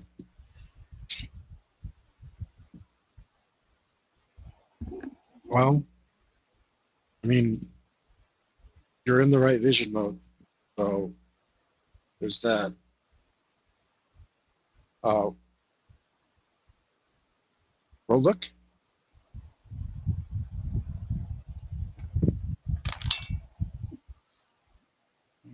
Mm-mm. 13.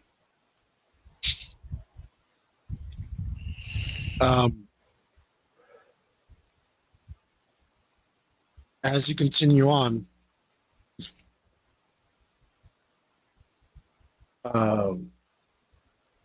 you can see that the big giant fingers of the little facehuggers are ever so lightly sometimes poking out from behind an egg. And you continue to look about and make sure, because you know that they're trying to get close to you. And in fact, it looks like you're not sure if they're doing it on purpose, but it looks like they're almost forming a circle around you as they're trying to move in. And as you notice this pattern, you see one that thinks it's behind you, and it very silently makes a rush for you. I'm gonna ready an attack as I sprint to the other door.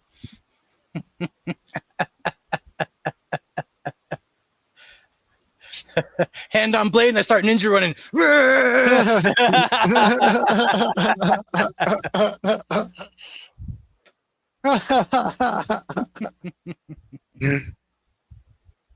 Okay. You're making me do all sorts of stuff now because I do not remember the speed of one of these things. So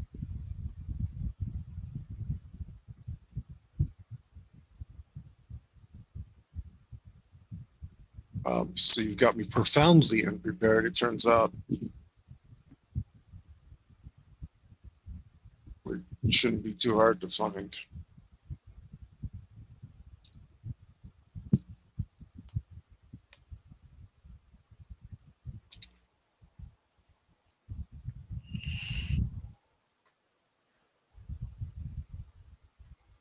And we will compare your speeds, find out whether or not you will be caught.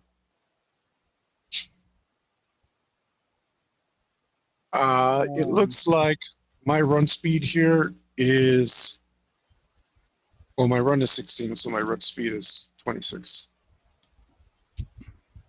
That's how it It's works, right? it's total plus 10, right? Yeah.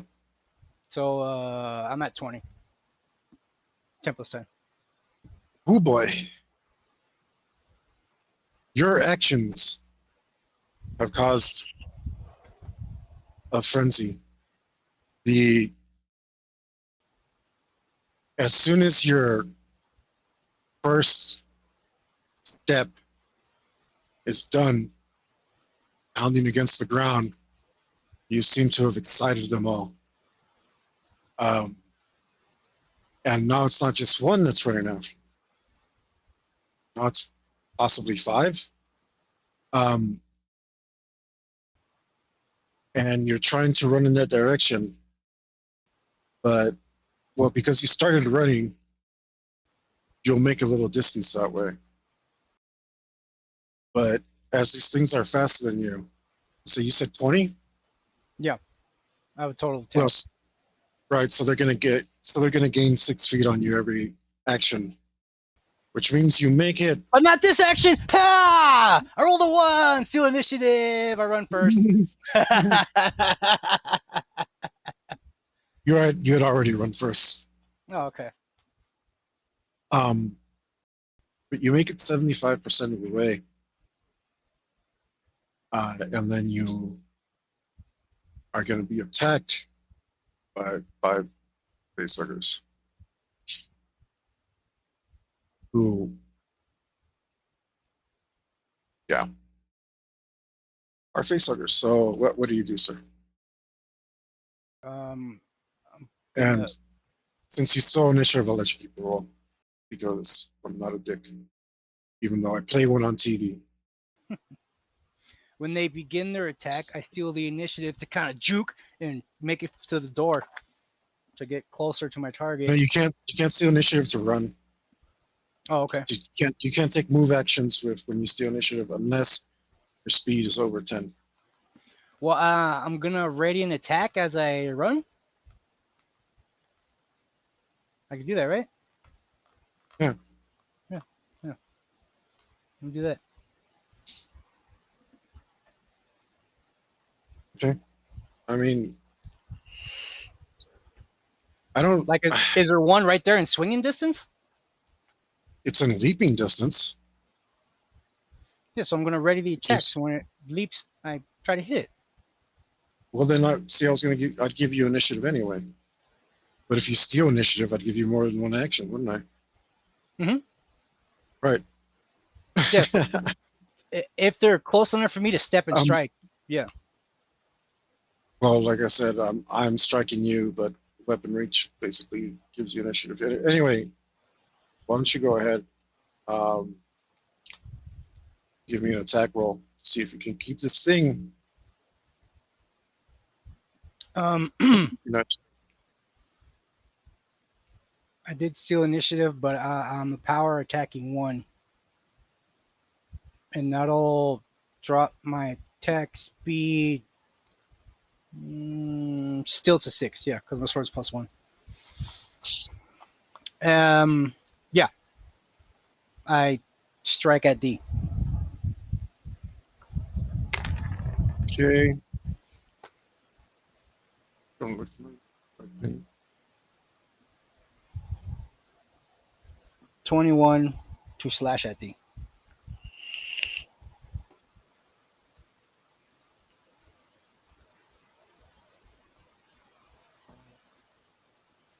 Sweet spot strike.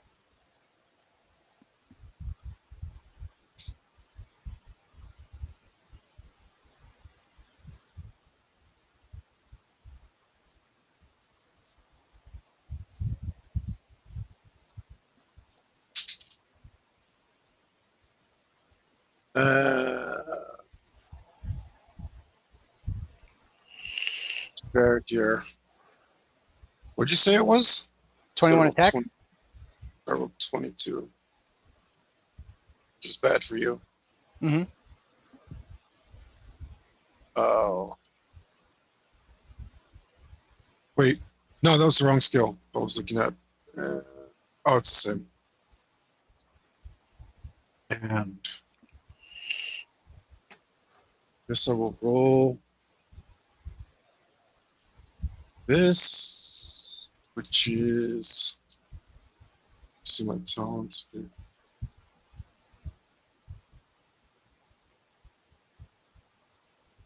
Okay. I guess luckily it does for you. It doesn't have any like super bad stuff. Oh, it has that. I know here.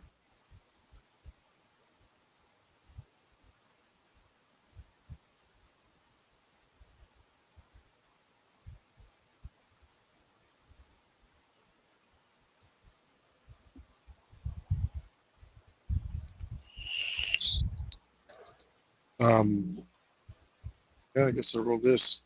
Smokes. Give me a defensive roll, sir. Is it a parryable attack? Half your parry. Half. So you're wrestling me. Yep.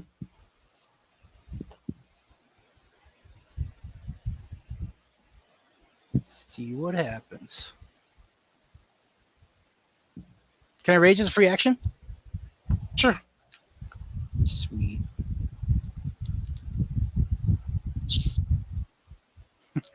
I whiff it. Phew, I'm like, oh shit.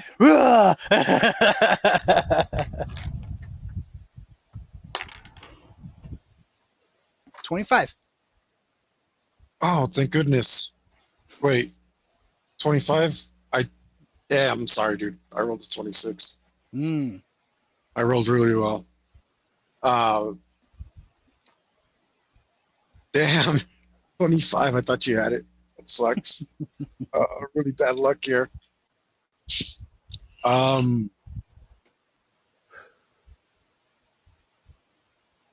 So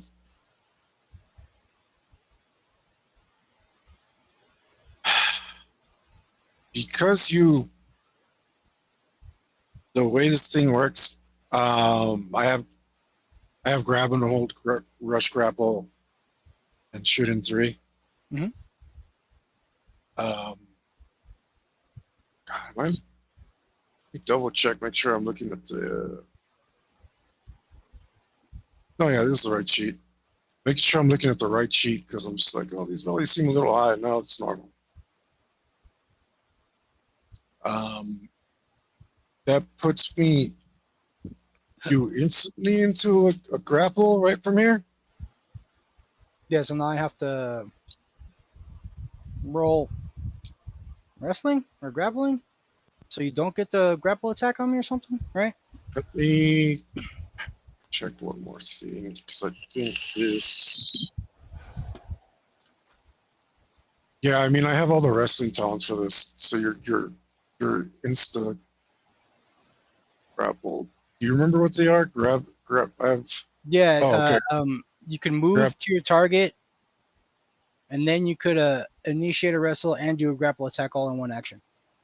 Yeah, because I have grab and hold, rush grapple, and shoot him, so I can basically instant smashes you. And I You guess I did just steal wrestle. initiative. You did steal initiative, so you have another action this turn. But you'll still get your grapple attack right now because you have the talents. Yeah, I have rush grapple. Yeah. So let's roll grapple attack. And then I just try to defend with wrestle. Yeah, can you look at the flow chart? I think I'm pretty sure you can defend with wrestle.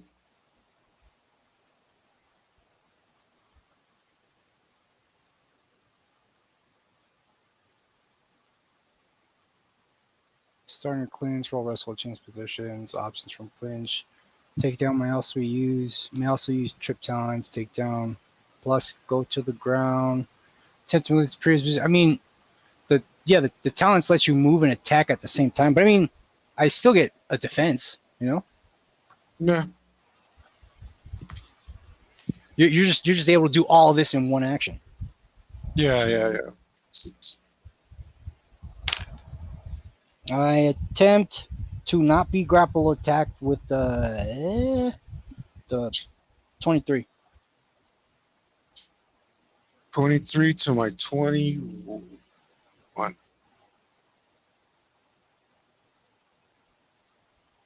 Get to Good. live for the moment.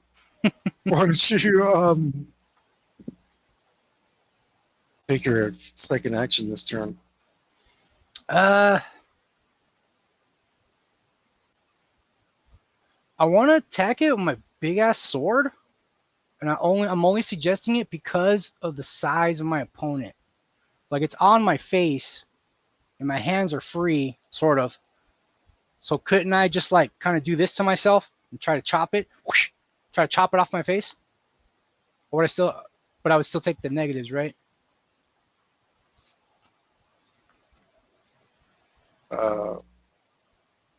You can try to do whatever you like. I'm trying to think. I think it's like I might have like a big negative if I try to use like a regular size weapon.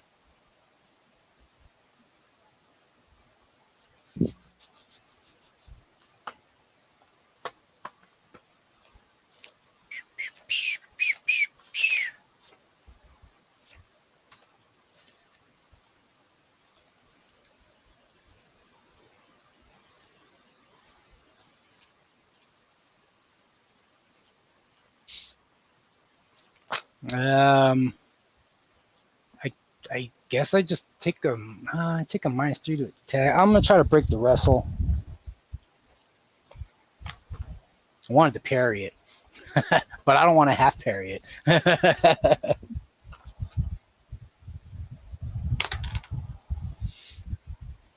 23.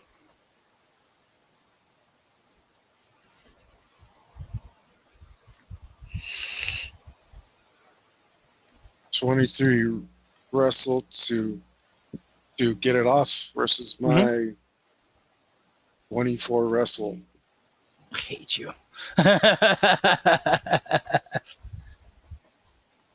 Yeah. I guess now you could do the whole like superior position or attack or whatever on your turn, right? Well, it's going to use its proboscis. Melt your mask. That's what it's going to do.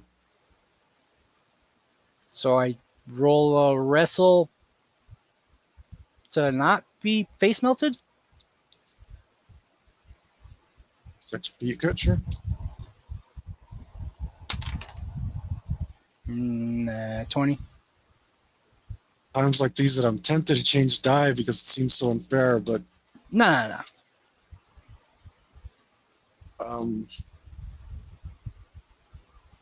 yeah, you said 20? Mm-hmm. No, 24 again. Your mask is melting. Okay. Uh, I'm gonna try to get it off me. sure. Do it.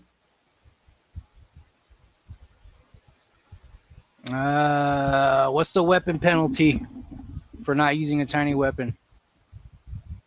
It's the size modifier, I think. Might be +1 or something. Like, you got a big old weapon, it's -3 or something. Yeah, that's way lower than that would be way lower than my wrestle.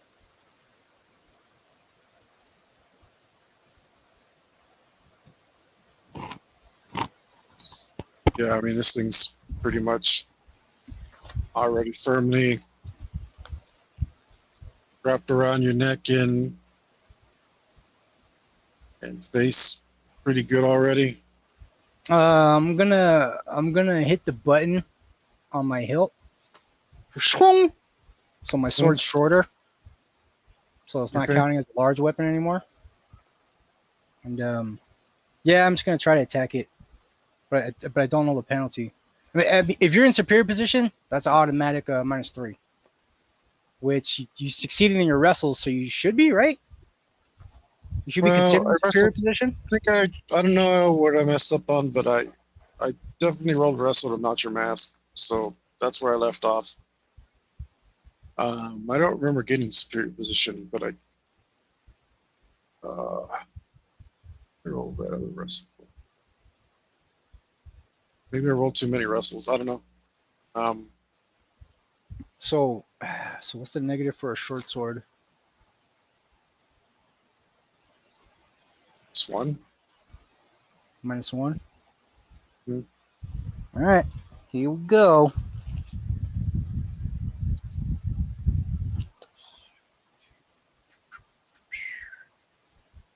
Mastery, baby. So it's -1 anyways. 19. Try to slash it off my face.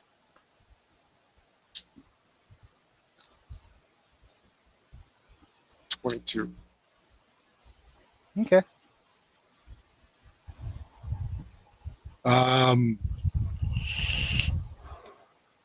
Yeah, I guess it's your last one, man. Nah, just use my luck point and make it through. Well, I yeah, but don't have any tricks up my sleeve, and yeah, I'm not out let's, wrestling this thing. let's see where the roll goes. See if. Oh man. Like my max wrestle is 26. Yeah, you could outdo it. Defend.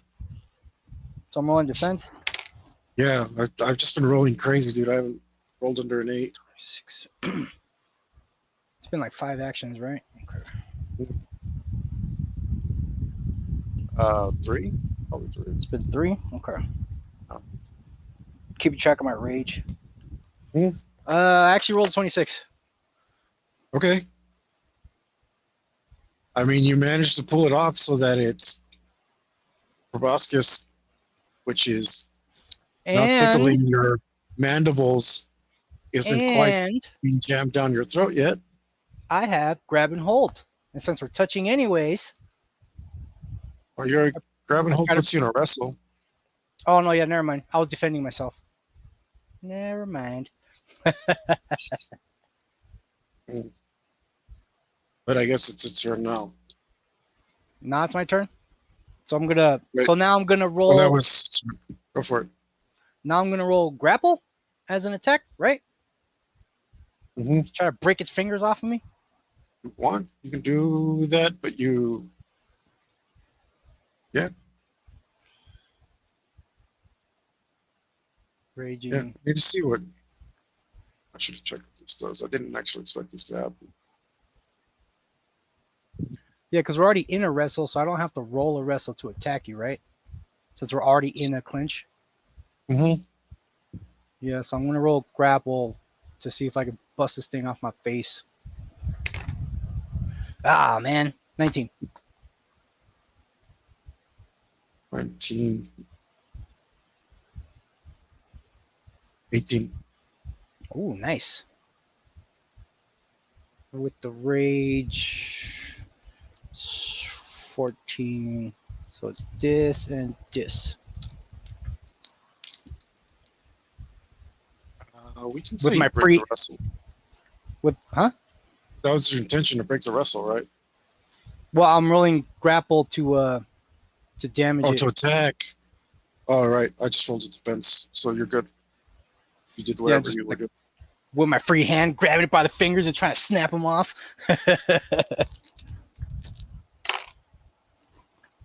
For 14 damage.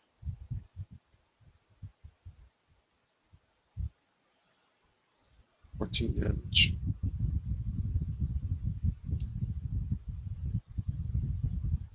Do this real quick.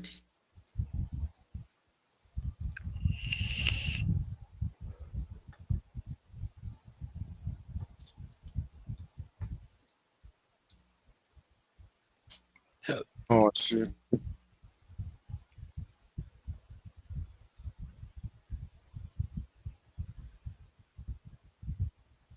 Yeah.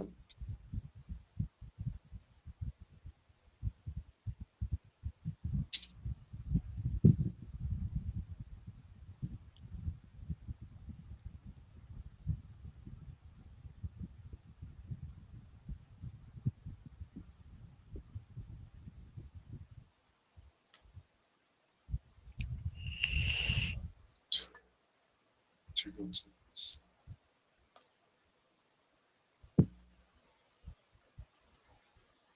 Okay.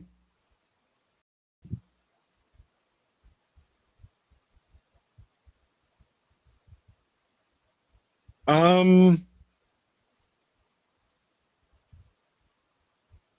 let me roll this. This is what's going to happen.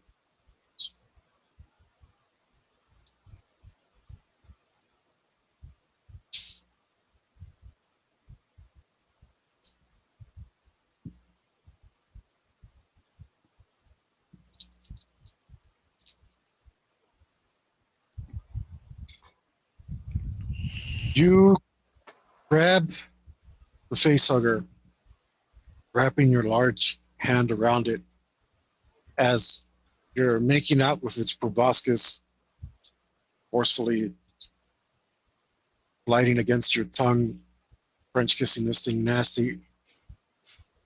Starting to tickle the back of your throat, you grab it in your rage and pull at it as hard as you possibly can, feeling its fingers abrade the side of your skull onto your mask as you pull it off and yoink at it so hard that you, for a moment, completely choke yourself. And its tail, you pull it so hard that its tail comes loose from its body as you throw the thing to the ground.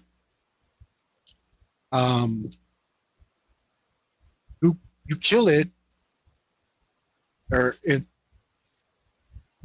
seems to be in pain, and its legs are moving about as blood splashes out all over the place, both from the body and from its tail, which is still wrapped around your neck. So the bad news is you take 6 acid damage. My armor is Hector, acid Huh. proof. My armor is acid proof. Your armor's acid proof? Acid proof, air quotes. Is that what it says? wait. Let me check. No. Never mind. That's my sword. No, That's your sword is. Yeah, I Yeah, thought so. Well,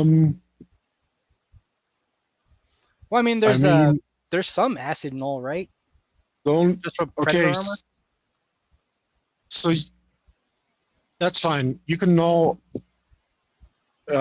What's your coverage or your prod? Well, I'm wearing light armor, but I spent honor, so it gives me like the defense of like medium armor. So I'm wearing light armor with medium coverage. So you have 6. Yeah. So roll a d10 and 7, 8, or 9, you get it on you, and 1 through 6 it goes on your armor. I roll a 6. Okay, that's fine. This turn it goes on your armor. You have 1 action to take your armor off before you start taking damage yourself. And your armor is definitely taking the damage. It takes it straight, which means like your armor is already directly. It's the acid, it's heavy acid. It's instant. But yeah, you have 1 action to take it off if you wanted to. Well, I mean, I guess I'm gonna kind of have to because it'll just slowly kill me if I don't. So, yeah. As I move towards the door, I start popping straps. Yeah.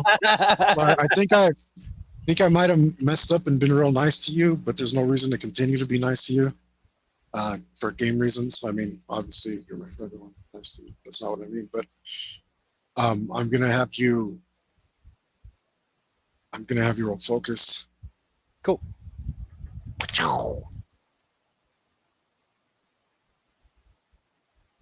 I rolled an 11. That's not enough, man. Okay. Think let me check what my is. Ooh, yeah. Sorry.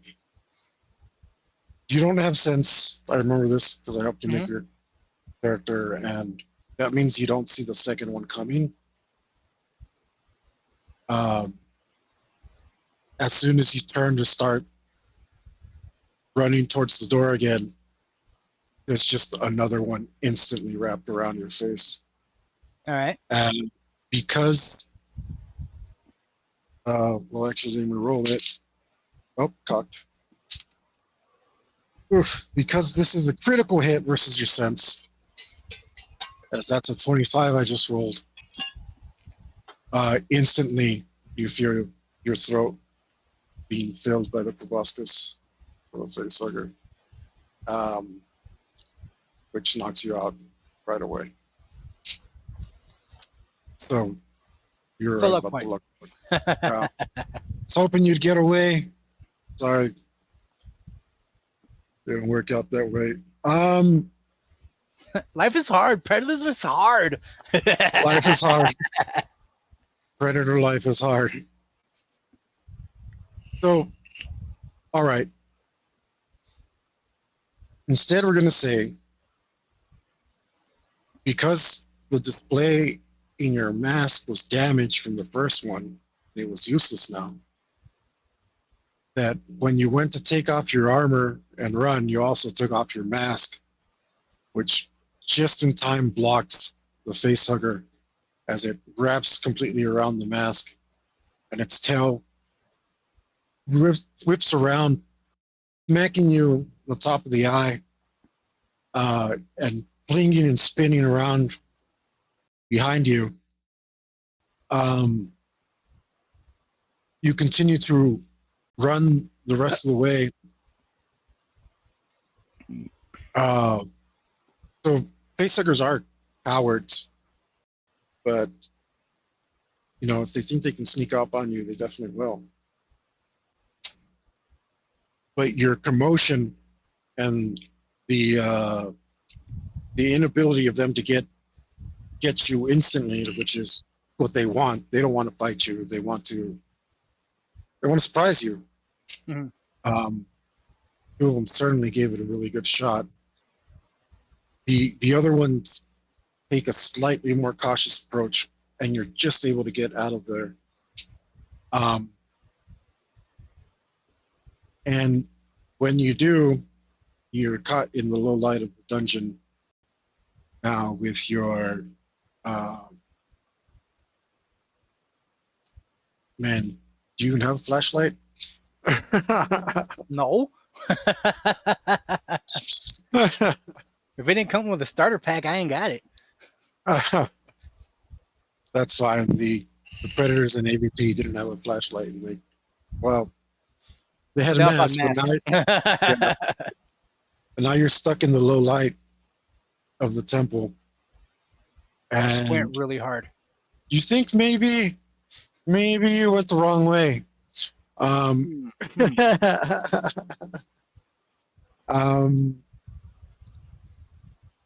And you go to maybe a different room as you. Okay, so you get lost in the temple, and the whole time, because you don't have access to the map anymore, and every time you hear the wall start moving, you have to run in a panic to get the hell out of there. Because I don't know which one's gonna shift on me. Because you don't know which ones are shifting. Luckily, they're not that fast, so you're able to eventually, after several hours, make your way through the temple until you come back to a chamber wherein there are six wherein there are 6 archways surrounded by exquisite art and phrases above each door.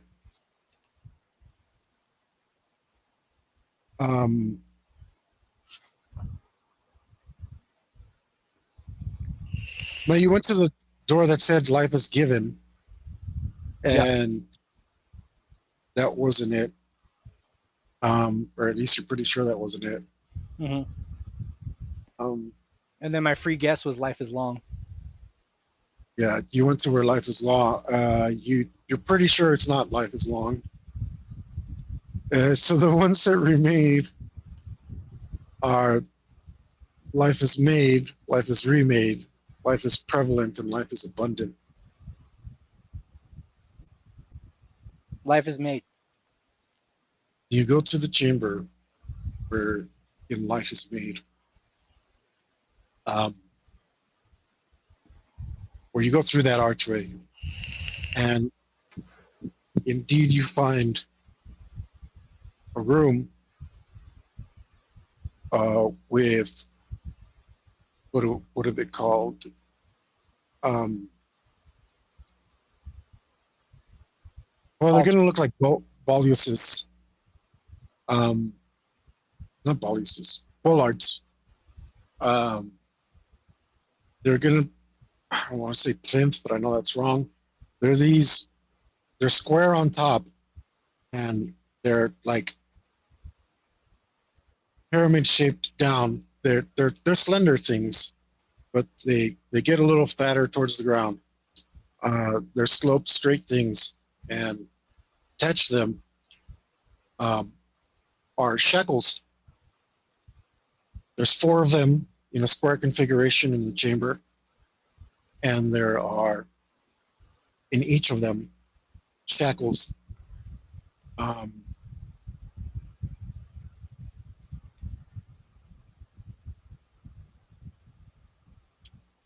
So yeah, that's a little plinth of some sort.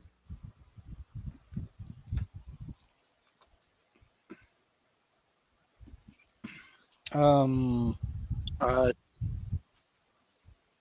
Is there another in door?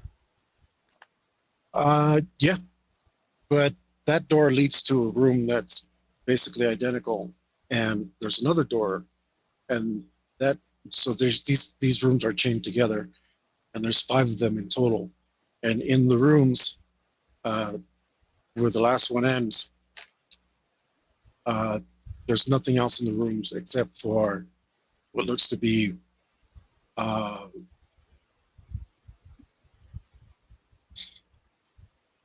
what's the word? Well, there are openings along the ceilings, Very small and openings. very small openings. And this room stops, right? The room that I'm in with the small openings? Like there's nothing else in here? No other doors? No, like I said, there's 5 of these rooms chained together.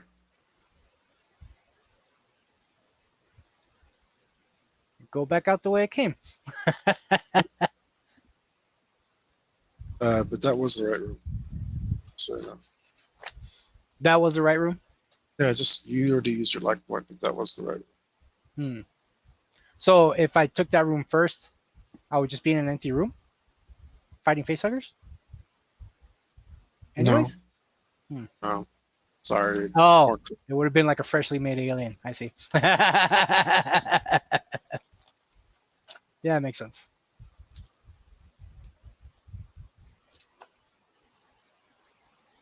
I tried. Well, since Yuli figured it out, and you already used your luck point, and I'm not going to kill you twice on your blood thing. That's you figured it out. There's one little more part that I don't just want to give you that you haven't quite figured out yet. Mm-hmm. Well,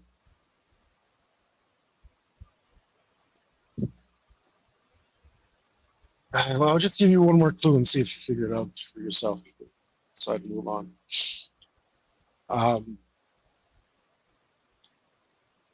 When you enter the first chamber, there's an inscription, and it says, "A proper sacrifice is duly rewarded." Oh, I Yeah, I forgot this part. I leave, snag some poor defenseless animal, and strap it to the table.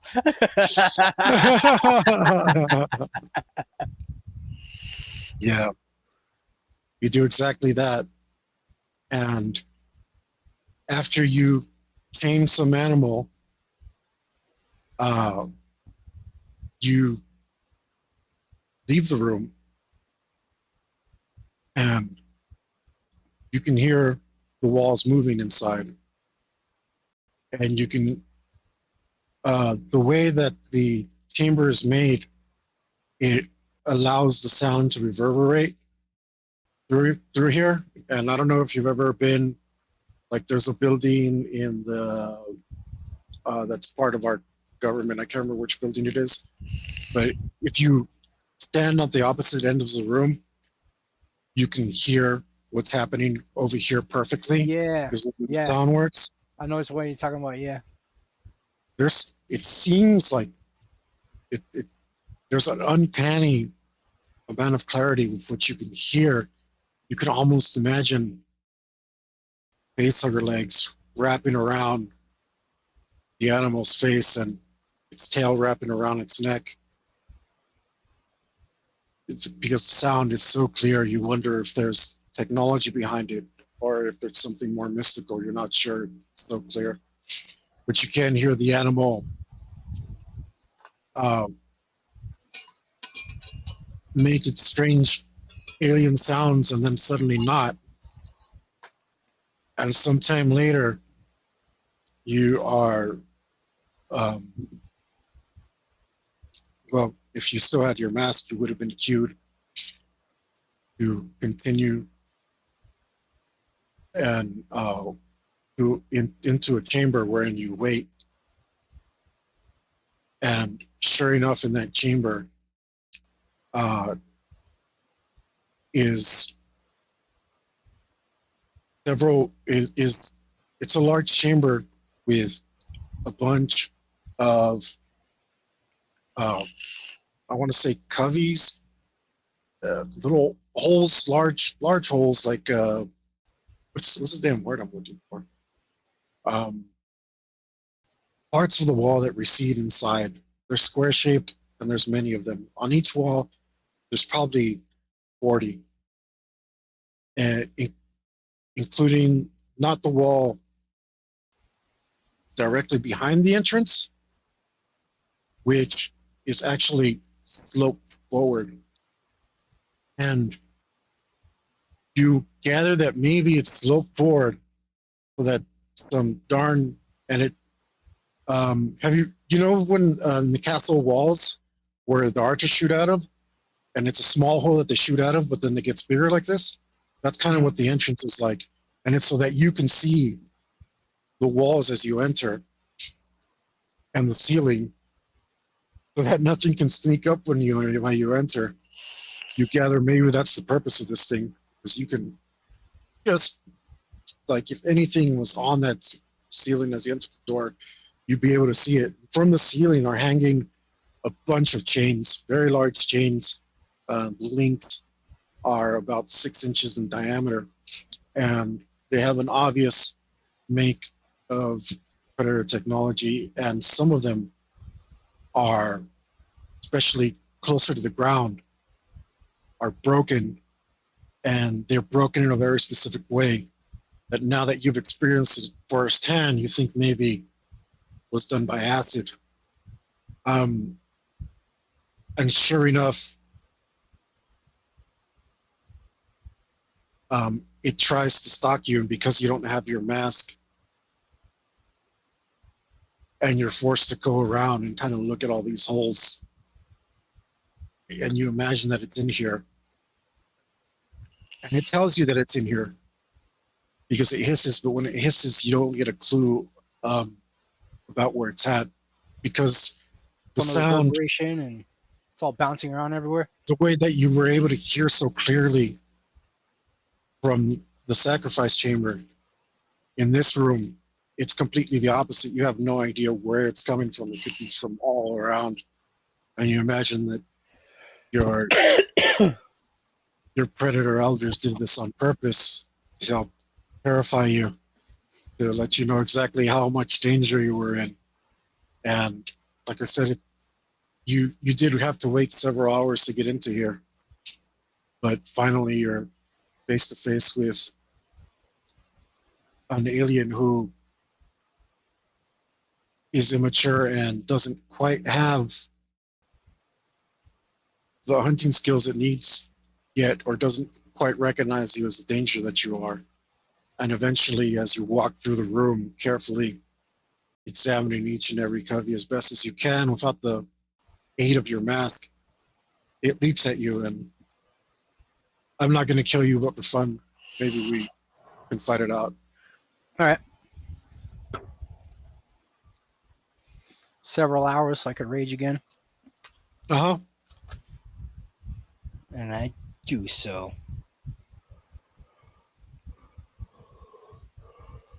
So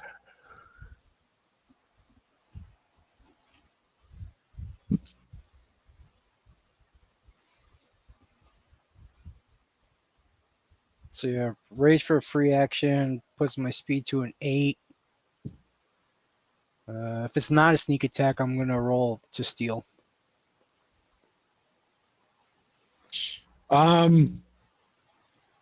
Like it's gonna try and sneak attack you as best it can, right?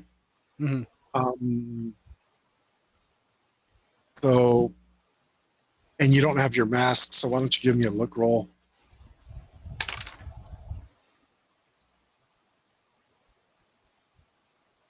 It is 10. 10.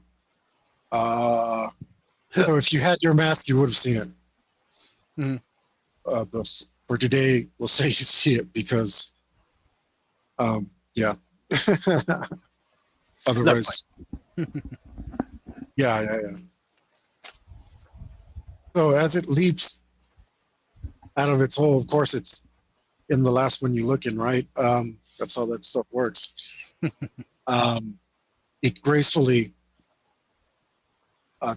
torpedoes itself between the chains, almost becoming one with the darkness while simultaneously emerging from it. You just managed to catch it. Go ahead, steal initiative. Ah, I failed. I rolled a 9, 8 or less. That's bad, man. These things, yeah. I mean, it's gonna. Yeah, I mean, you got the plot armor on right now, so we'll just say go ahead and roll attack anyway. All right.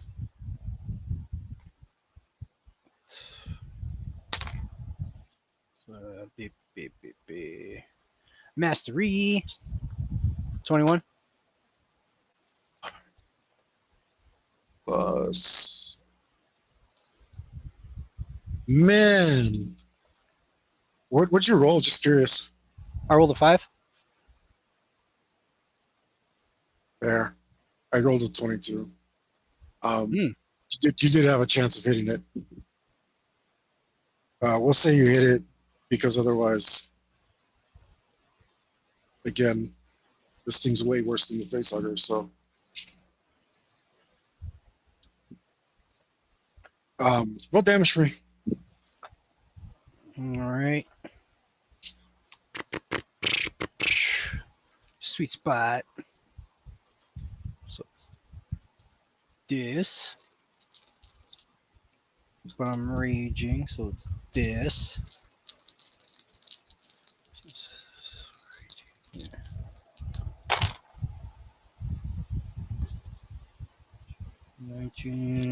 24.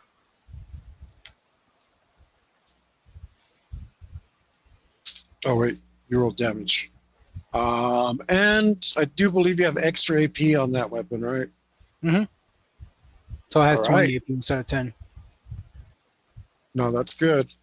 That is good. What do I got here? So I have this many. So that's 3, 4 times 6, 24. That would be enough Had you made it here and were able to, and had your mask, you probably wouldn't have been snuck attack. You had a pretty good chance of hitting it right off the bat. And that would have been just enough damage. Ace it in one row. Just enough. Right on the button. It would have been awesome too. In my mind, it's all sidestep, Daiso slash, falls to the floor I dead. think still, the aliens still have one ace up their sleeve, which Roll dodge means for the acid. so it's way worse than that. I haven't talked about this, and I didn't want any beginning characters to take a talent for dodging acid because I wanted to splash you guys with acid and kill you. There's a talent. Thought it would just be Specific to this dodge. campaign. Oh. No, specific to this campaign. So the way that look, acid blood doesn't give you a dodge roll. It's an AOE, so it's completely up to chance. Now, what you could do is take jump. Oh yeah. Treat it like a grenade. Try to lessen the damage. Because it's an AOE. So, and earlier when you took acid damage, your armor took the damage, right? It's basically destroyed.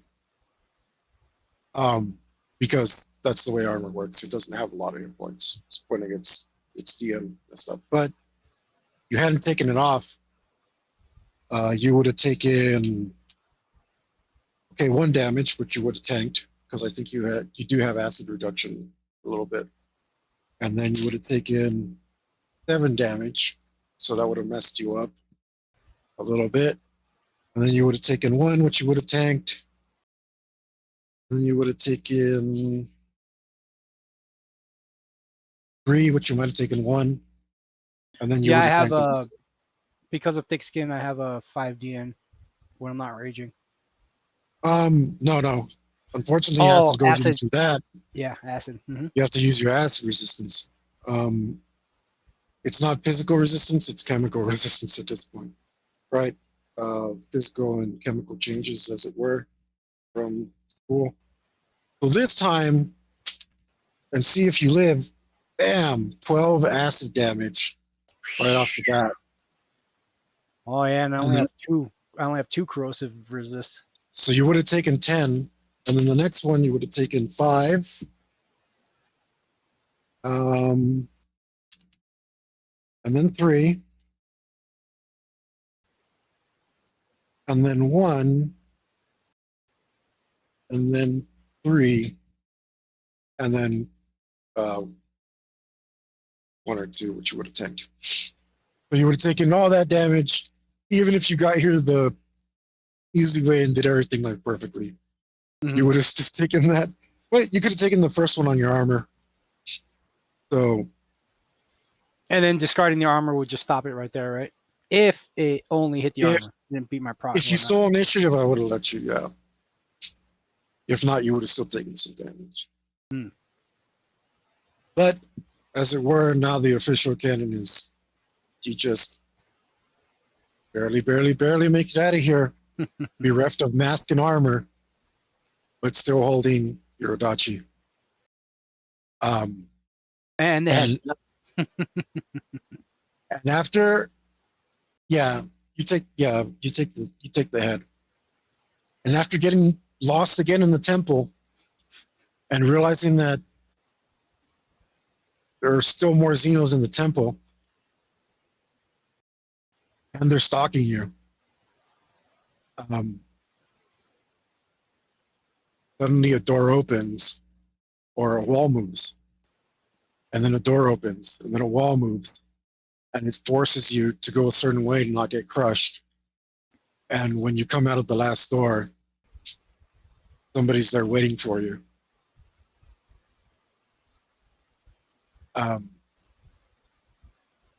And he says, "Get to the ship quickly because they're all coming." And I start running. And sure enough, as soon as you exit the temple, the ship is hovering outside.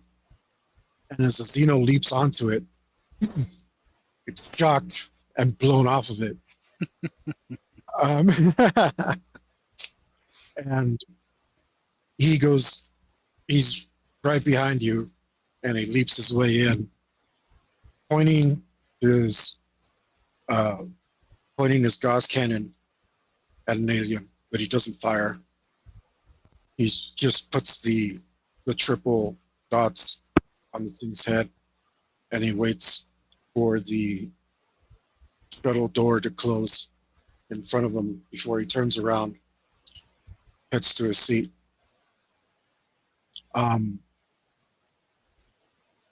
When you get to the ship, you're still there, like naked and scared, holding an alien skull.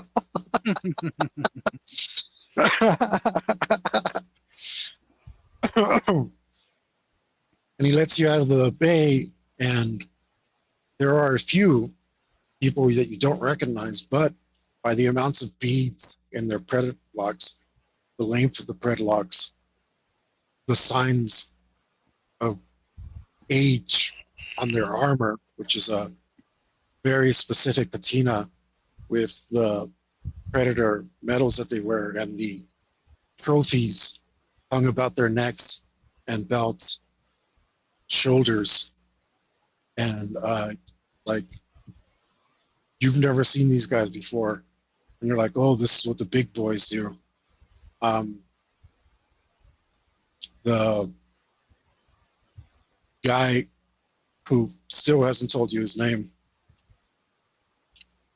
looks over at you for only a moment, takes the head from you, shows it to the guys waiting, and then he gets a small tool from his belt and he plunges it into the neck hole of the alien, and he gently taps it into the neck hole, and he stamps you on the forehead. And whether you scream or not is up to you, but you're probably incredibly full of adrenaline, and it might be very hard for you to resist. That'll be 12 composure. No.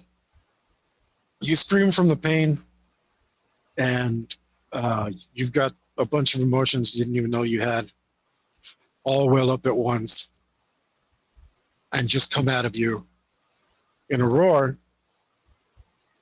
and the others roar with you in solidarity.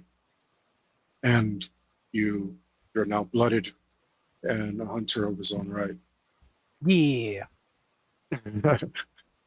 One of these days, somebody's going to make it through that first kill. One of these days. Somebody did, right? Like only one of us like ever did. Yeah, I think one of you made it. Yeah. It's hard. I keep hoping one of you makes it so you have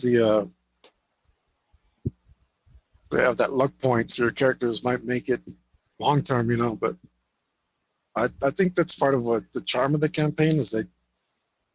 Everybody has to earn it. I mean, even Luke, he appreciated it at the end too. He's like, I get it now, because his character did last.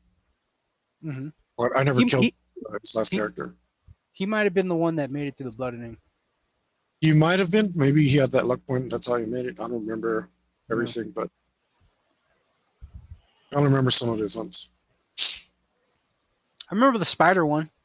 I know he went like between 3 or 4 characters before that. Yeah.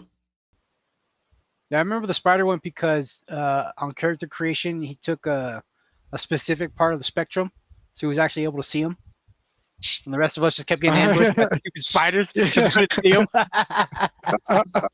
Like he was able to see like the what is it? Like the bioelectricity of the no, yeah. Yeah. Yeah. So I had fun. How about you, sir? Yes, sir. Right on. I Guys, mean, we'll be here next week. Oh, go ahead. I didn't have much hope of coming out of it with luck point. You chose the wrong door, and it was even with the right vision mode, there's mist, there's interference, even in the right vision mode. Mhm. There's cover every 3 feet for them to move through. Yeah. So they basically had full coverage at all time. You had a very long way to go. They moved faster than you. Like everything was stacked against you. And then I rolled 10, 9, 8, 9, 8. Like just like nonstop. I couldn't roll under an 8. Finally, towards the end there, I rolled like a 7 and a 5 or something. But you know, I had to take advantage of the fact that you had no sense. Mhm. So now, if I didn't run, they've still ambushed me. Yeah, I don't know if that's too much knowledge. Maybe you need to earn that knowledge in game, but I Yeah, that's mean, fine. whatever. You're not going to mini game. The thing is, they only attacked you because they thought you didn't notice them. Yeah, and I was thinking about that after I said like I start to run. Like the dudes like they they have pack mentality. They use ambush tactics. If I would have just walked and been like, oh, not a care in the world, they might not have attacked me. So, yeah, the one that did attack you, you know, like they could pretty much tell you're not looking at them, or they thought you weren't looking at it. So it went ahead and went for the text. It's like, oh, cool. Like he thinks, he sees all those guys over there, but not me. Something like that. Right? Okay, so then from this experience, if I ever come across another face hugger, could I seriously just be like, it'll back off? No, it'll face hug you because you present your face. One of the other things that it looks for is that you're alone. We should play. I don't want to ruin it for you, but it's because you're bringing this up. Let's you should play AVP 2 and play the Alien campaign, and you'll kind of learn some of the nastiness about them, which is really fun. It's such a good game too. I promise, it's amazing. And we can, from what I read, if you guys out there are listening, you can download it for free. It's abandonware, and the original makers are actually happy that somebody's still keeping it alive and have it on a website for you to download and stuff. You can't get it on Steam or anything. You have to go to a website where they have it and download it. We should do that because the campaign's amazing, and because there's so many gaps in Predator knowledge. Like I said, there's novels, but I don't go by the novels because they write some really weird stuff. That are the writers just like do the same thing that the movies do, and they make shit up. It's not. So what people don't understand about movie monsters, especially, but all monsters, true of all monsters, is that the more information you give about them, the less interesting they are. Yeah. The more you know about them, the less scary they become. Mm-hmm. Yeah, you demystify them, literally. You demystify the horror, you take the horror out of it. So all this stuff that people are like that they write, and they add these origin stories and do all this stuff. It's like you're not adding layers of complexity. You're explaining away everything that we love about them. Like, and so I don't consider that stuff canon for the purposes of this game. What I do consider canon is AVP and AVP2, which are really, really good games. And no spoilers, but man, AVP2, the Alien campaign, is freaking cool, man. Anything else you want to add? I'm just looking for an intern. You will not be paid, and it must be strong-willed and able to stand up to vicious verbal abuse. Yeah, You will be you see how rewarded I with am. experience. You see how I am to my friends. Imagine what I would do to your low life. But it's only no physical abuse. No. I won't put my hands on you, but you will feel like I did. We's nice guys. We's nice guys. We just talk a lot of smack. Talk a lot of smack. Thank you guys for joining us. Remember to get in the links below. The links are still there. They're still good. There's still amazing merch there if you guys want to help support. I've been slowed down, but I'm trying to get back on top of it. And show me some love. That definitely go a long way. Monetary love, like you know, I'm here. I'm pimping Money myself out. hugs. Money hugs. Yeah, it's only I'm only giving you a little piece of my soul in return, so I'm not really asking for much if you think about it, especially if you buy a commission from me. You know, blood, sweat, and tears goes into this stuff, so hopefully it's not too much to ask. I try to tell myself that because I have such a hard time pimping myself out. But again, thank you for joining us. Getting the links, buy a commission, buy a shirt, get a sticker or something at least. I know they're a little pricey from shipping, but if you buy multiples, then you're saving money. So, you know, get 20 and pass them out to your friends. Buy a case. Dude, I'll say you type in the comments, Hector, I want a case. I'll go into the website and I'll put a case discount in for you.